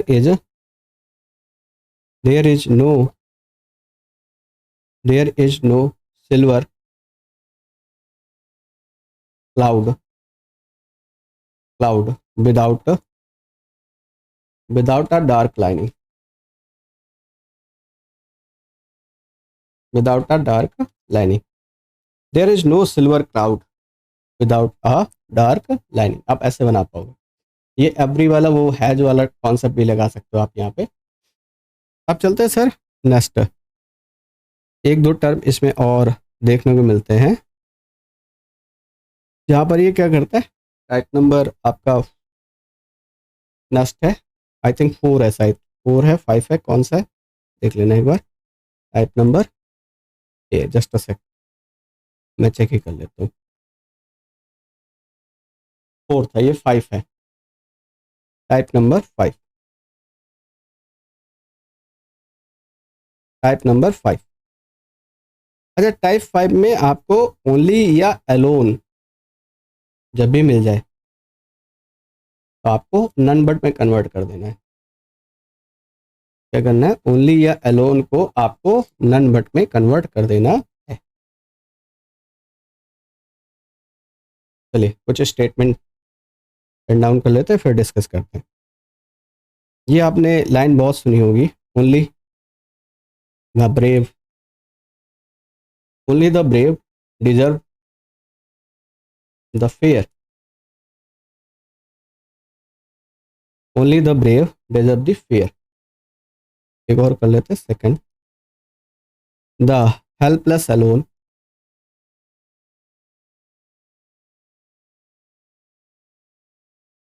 deserve the help, deserve the help. अब हमने क्या किया, हमें बनाना निगेटिव। निगेटिव बनाना बिल्कुल आसान है। आपने कहा नन बट से स्टार्ट करें, none but the brave, only को हटा दिया, नन बट लगा लिया। The brave deserve the fair, deserve the fair, है ना। आपने सेकंड वाला इसी तरीके से बना सकते हो। अलोन को हटाओ, नन बट आ जाएगा। None but the helpless, the helpless deserve the fair, deserve the help.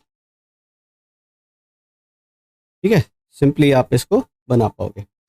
एक अगला टाइप आता है, टाइप नंबर 6, जहाँ पर अब्सटेन और रिफ्रेन यूज करते हो। एक टर्म आप अब्सटेन लगाते हो या फिर रिफ्रेन लगाते हो। अब्सटेन या रिफ्रेन में आप क्या करते हो, इसको हटा करके आप डायरेक्टली नॉट का यूज कर लिया करो, है ना। जैसे स्टेटमेंट से आपको प्रॉपरली समझ में आएगा। ही abstains from drinking, he abstains from drinking, he abstains from drinking. ये पहला स्टेटमेंट है। एक और स्टेटमेंट लेते हैं। मैंने कहा सेकंड है, मैंने कहा abstain from gambling, abstain from gambling, है ना। सिंपली डिफाइन कर पाओगे आप। देखो, ही abstain फ्रॉम ड्रिंकिंग, आपने कहा ही, क्या बन जाएगा, आप प्रेजेंट डेफिनेट टेंस है तो does not, does not. Drinking की जगह डायरेक्ट ड्रिंक लिख लो, he does not drink. Meaning वही आएगा, वो ड्रिंकिंग से परहेज करता है, इट मीन्स वो ड्रिंकिंग नहीं करता है। तो ही डज नॉट ड्रिंक। जैसे आपने कहा abstain फ्रॉम गैम्बलिंग।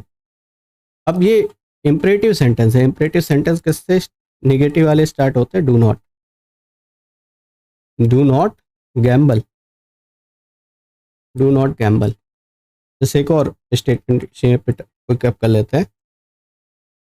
मैंने कहा abstain from gambling, abstain from smoking, from smoking, छल्ले मत बनाओ। abstain फ्रॉम स्मोकिंग, क्या करोगे? आपने कहा do not smoke, do not smoke. ठीक है, क्लियर है सर? अब चलता है नेक्स्ट वाले पे। अगला टाइप जो है जहां पर सो दैट वाले क्वेश्चन देखने को मिलते हैं, है ना? सो दैट वाले क्वेश्चन देखने को मिलते हैं। हालांकि इजिली पिक कर पाओगे आप अफर्मेटिव निगेटिव बनाते समय। टाइप कौन सा हो गया? 6-7। अगला है टाइप 7। टाइप 7 ये तो इजी है। सो दैट वाले जो सेंटेंस है ये 2-2 से आप कन्वर्ट करोगे, 2-2 से आप कन्वर्ट करोगे। जैसे लेट टेक का सेंटेंस, मैंने कहा he is so poor, he is so poor that he can not, he can not पे हिज फी, हिज फी। ये तो आप कन्वर्ट कर पाओगे ना, कि आप इसको 2-2 से बना लोगे, है ना? ये तो बहुत ट्रिकी नहीं है, ये तो इजीली आप कर ही पाओगे। इनमें ज़्यादा नहीं, एक एक सेंटेंस में करा के स्किप कर रहा हूँ क्योंकि ये बना लोगे आप। He is too poor, too poor to pay his fee, pay his fee. Type number 8। बाकी उसमें एग्जांपल ज़्यादा कराने की नीड है नहीं क्योंकि वो बना लोगे आप। टाइप नंबर 8, इसमें क्या होता है कि कई बार आपको अफर्मेटिव से नेगेटिव बनाना होता है और ये पॉजिटिव डिग्री यूज करता है, एज या सो एज। और आपको क्या बनाना है? आपको बनाना है नेगेटिव। तो आपको सेम वही करना है, यहाँ सब्जेक्ट होगा, यहाँ ऑब्जेक्ट होगा, इसको पहले लाना है, इसको बाद में। नेगेटिव नहीं तो नॉट बना लगा दोगे, पॉजिटिव है तो कंपैरेटिव में कन्वर्ट कर दोगे। ये सब आप पीछे डिस्कस कर चुके हो। एक दो स्टेटमेंट से मैं समझा करके इसको स्किप करता हूँ। देखो, she is, is beautiful, she is beautiful, is the moon, is the moon, is the moon. अब मैंने कहा इसका नेगेटिव आपको बनाना है, तो आपने कहा the moon is not more beautiful than, more beautiful than she. The moon is not more beautiful than she. तो बाकी तो आप डिफाइन कर लोगे इस टाइप के, चूंकि ऑलरेडी डिस्कस कर चुके हैं। टाइप नंबर आता है 9।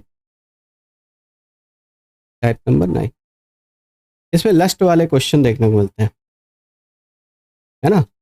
लास्ट वाले क्वेश्चन देखने को मिलते हैं। और लास्ट वाले क्वेश्चन में हम क्या करते हैं? मे या माइट नॉट लगाते हैं, मे या माइट नॉट का यूज करते हैं। निगेटिव बनाते समय मे नॉट या माइट नॉट का यूज करते हैं। जैसे एक स्टेटमेंट मैं आपको देता हूँ, वर्क हार्ड। मैंने कहा ये स्टेटमेंट है, work hard, work hard लेस्ट you should fail. कठिन परिश्रम करो, कहीं ऐसा ना हो कि तुम फेल हो जाओ। यू शुड फेल, है ना? हो। और लेस्ट का मीनिंग आपको पता है, कहीं ऐसा ना हो जाए कि। एक और स्टेटमेंट ले लेते हैं, जस्ट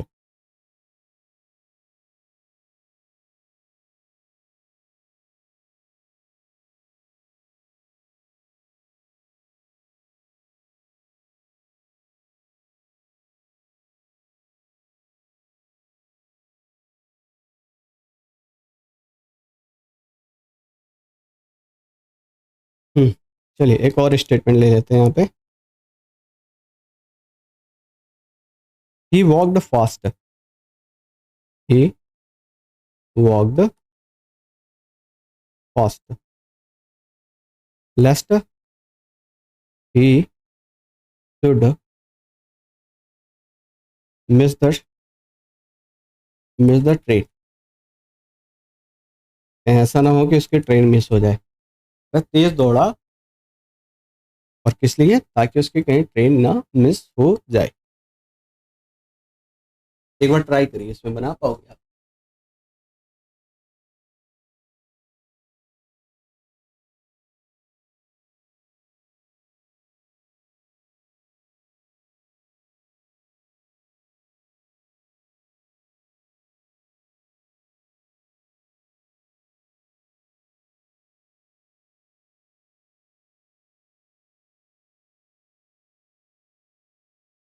देखो, बिल्कुल सिंपल सा प्रोसीजर है कि मैंने कहा लेस्ट को हटा करके मे नॉट या माइट नॉट का यूज करेंगे, है ना। आइए चेक करते हैं। मैंने कहा ये तो सेम ही रहेगा, वर्क हार्ड, वर्क हार्ड, है ना। सो दैट, लेस्ट से पर्पज बताता है, इसलिए सो दैट का यूज करना पड़ेगा। यहाँ पर पूरा स्ट्रक्चर ये होगा, so that may oblique might not, so that you may not fail, you may not fail. फिर work hard so that you may not fail.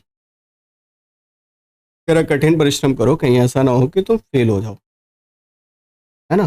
जैसे ये मैंने कहा ही walked fast so that he might not miss the train,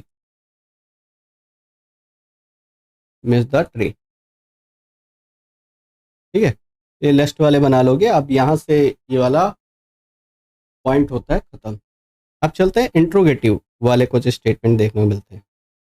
अगला है, यहाँ पर हम सीखेंगे इंट्रोगेटिव से असर्टिव बनाना, इंट्रोगेटिव से असर्टिव बनाना, है ना। ये वाली बात ध्यान देना।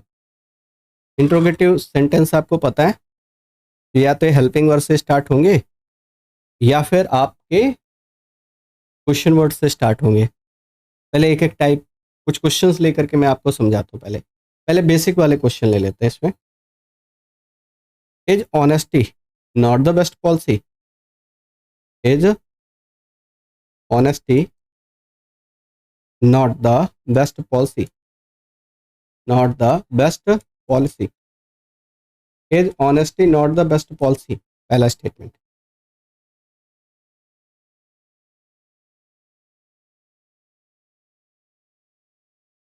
ये हो गया first statement. Second, is there anyone, is there anyone, anyone, is there anyone support you, या आप ऐसे भी लिख सकते हैं, is there anyone who can support you.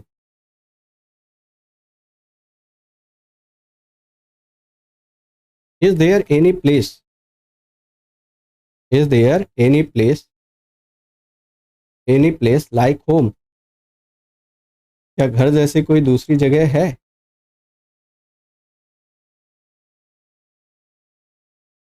क्या है ना, can anyone, anyone bear this insult, this insult, क्या कोई इस तरीके के इंसर्ट बर्दाश्त कर सकता है? आइए डिस्कस करते हैं। देखो, तो सिंपली इसको क्या करोगे, आप असर्टिव बनाते समय सब्जेक्ट हमेशा पहले लाते हो। यहाँ पर हेल्पिंग वर्ब पहले, यहाँ पर ऑनेस्टी पहले आएगा।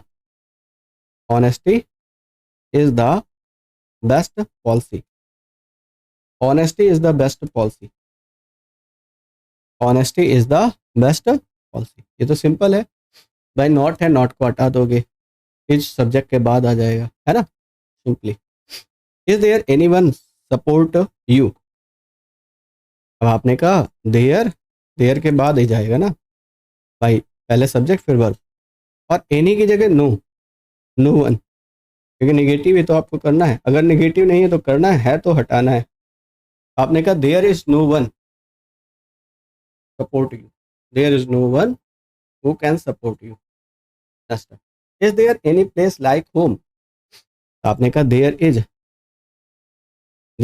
No place like home, there is no place like home, बन गया असर्टिव। भाई आपने देयर को पहले लाया, इज को बाद में, और एनी की जगह नो, निगेटिव बनाना है ना। Can anyone bear this insult, आपने कहा इसका असर्टिव बनाना है, क्या करना है, असर्टिव बनाना है। तो anyone, no one, anyone की जगह आ जाएगा no one, no one can bear, no one can bear this insult, no one can bear this insult. अब आते हैं नेक्स्ट, जो सेंटेंस हु से स्टार्ट होते हैं। अगला इसी का टाइप है, सब टाइप है इंट्रोगेटिव में ही, ऐसे सेंटेंस जो हु से स्टार्ट होते हैं। अगला टाइप है जो हु से स्टार्ट होते हैं, और हु से स्टार्ट होने वाले सेंटेंस में हु की जगह हम नोबडी या फिर एवरीबडी लगाते हैं। अगर निगेटिव चाहिए तो नोबडी, और अफर्मेटिव चाहिए तो एवरीबडी। तो डिपेंड करेगा सेंटेंस कैसा लिखा है। अगर सेंटेंस निगेटिव है तो एवरीबडी के साथ आ जाना, सेंटेंस निगेटिव नहीं है तो नोबडी के साथ आ जाना, है ना। चलो देखो,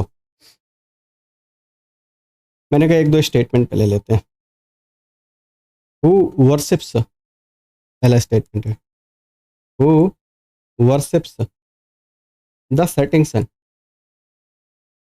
who worships the setting sun, डूबते हुए सूर्य की पूजा कौन करता है। Second, who does not like, who does not like wealth and fame, कौन नहीं पसंद करता कि वेल्थ और फेम उसके पास हो। Third, when their glory, when their glory can fade, है ना। आ जाओ, दो तीन स्टेटमेंट है, इनको सॉल्व करते हैं। Who worship the setting sun, अच्छा सेंटेंस निगेटिव नहीं है तो आपको निगेटिव बनाना पड़ेगा, और निगेटिव बनाना पड़ेगा तो आप क्या करोगे, यहाँ पर नो वन या नो बडी आप यूज करोगे। No one, no one worships, worships the setting sun, no one worships the setting sun, बहुत सिंपल है। No one worships the setting sun, डूबते हुए सूर्य की पूजा कोई नहीं करता है। नो वन नो बडी जो लगाना चाहो। अब जैसे इसमें ऑलरेडी निगेटिव है तो फिर आपको एवरीवन या एवरीबडी के साथ जाना पड़ेगा।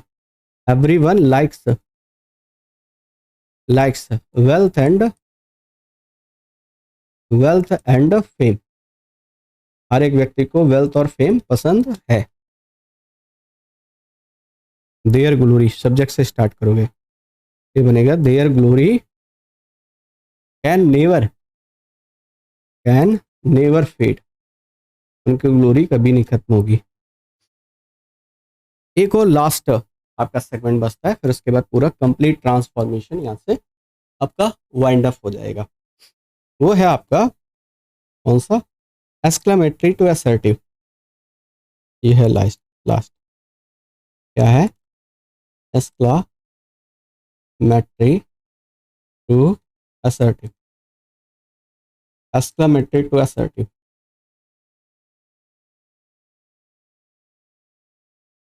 Exclamatory to assertive,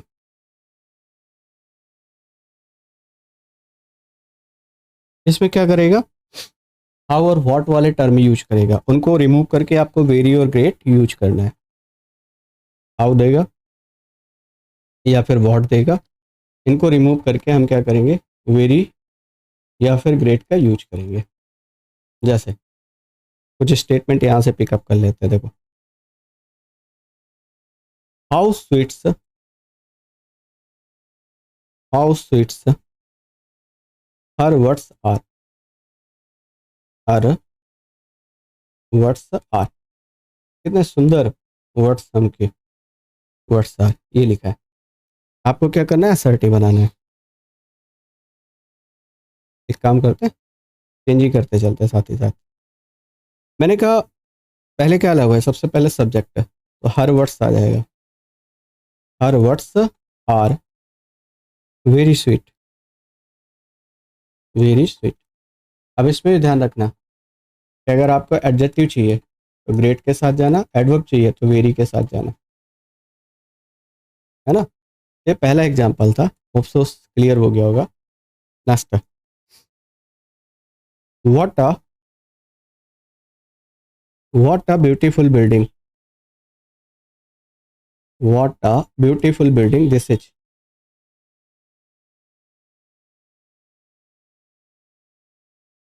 what a beautiful building this is. What a beautiful building this is, तो आप दिस से स्टार्ट करो। This is a very beautiful building, this is a very beautiful building. आप ऐसे डिफाइन कर पाओगे। भाई वैसे एक्सक्लेमेटरी सेंटेंस होते क्या, सडन सडन जो फीलिंग्स होते हैं उनको डिफाइन करने के लिए आप एक्सक्लेमेटरी सेंटेंसेस का यूज करते हो। What a power he has, एक और ले लिया। What a power he has, what a power he has. मैंने कहा इसको चेंज करना है आपको असर्टिव में। एक और ले लिया। What a fool you are, what a fool you are, what a fool you are. ठीक है, पहले इन दोनों कन्वर्ट करते हैं। What a power he has, तो आपने कहा सर सिंपली बना लेंगे। ही हैज पहले ले आओगे, असर्टिव में सब्जेक्ट पहले आता है। He has a great power, power noun है ना तो इसके लिए एडजेक्टिव चाहिए, तो he has a great power. What a fool you are, आप ऐसे लिखोगे you are a fool noun है तो यहाँ पर आ जाएगा grateful, you are a grateful, you are a grateful. चलिए दो चार स्टेटमेंट और कर लेते हैं फिर। हम्म, जैसे कौन सा हो गया, स्टेटमेंट नंबर 4 5। मैंने कहा how kind of you save my life, what a lovely shot,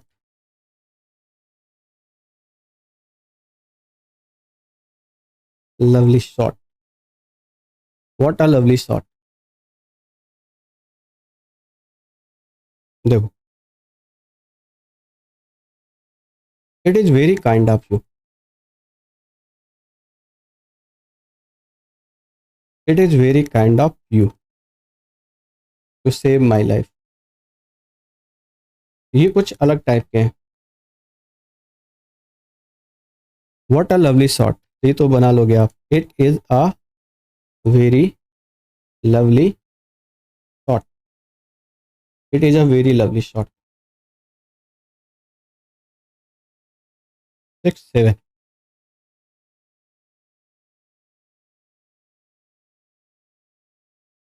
hurrah, hurrah और अलॉस वाले भी स्टेटमेंट आपको देखने को मिलते हैं। We have won the match, we have won the match, we have won the match. एक और, alas,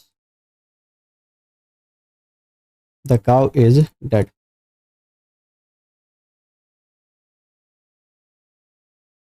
the cow is dead. आप जानते हो हुर्रा में खुशी का सेंस होता है, तो आप ऐसे लिखोगे it is a matter of joy, it is a matter of joy, it is a matter of joy. That conjunction लगाओगे और फिर we have won the match, we have won the match. we have won the match. It is very sad. It is very sad that the cow is dead.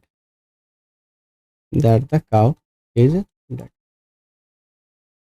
ठीक है, चलिए इस तरीके से complete transformation जो है वो आपका यहाँ पर होता है वाइंड अप, है ना। एक बार अपना वैल्यूएबल फीडबैक जरूर दीजिएगा कि आपको ये ट्रांसफॉर्मेशन का जो सेगमेंट है वो कैसा लगा, और इसके बाद आप किसी भी लेवल के क्वेश्चन सॉल्व करिए जिस भी लेवल तक आप एग्ज़ाम दे रहे हो। ट्रांसफॉर्मेशन में आपको प्रॉब्लम नहीं आएगी। उस तरीके से मैंने बहुत कम समय में कराया, वैसे तो ये यूजुअली मैं क्लास में कराता हूँ तो कम से कम 6 से 7 घंटे का टॉपिक होता है ना, लेकिन मैंने ऑलरेडी रिटन फॉर्मेट में बहुत सारे क्वेश्चन ले रखे थे, तो सो दैट वो टाइम आपका ज़्यादा कंज्यूम नहीं हुआ। ठीक है, चलिए तो फिलहाल इस सेशन को यहीं पर करते हैं वाइंड अप। सेशन अच्छा लगा हो तो भाई लाइक करने के पैसे नहीं बनते हैं, नहीं लगते हैं, है ना। चलो, thank you so much for attending this valuable session. Thank you, जय हिंद।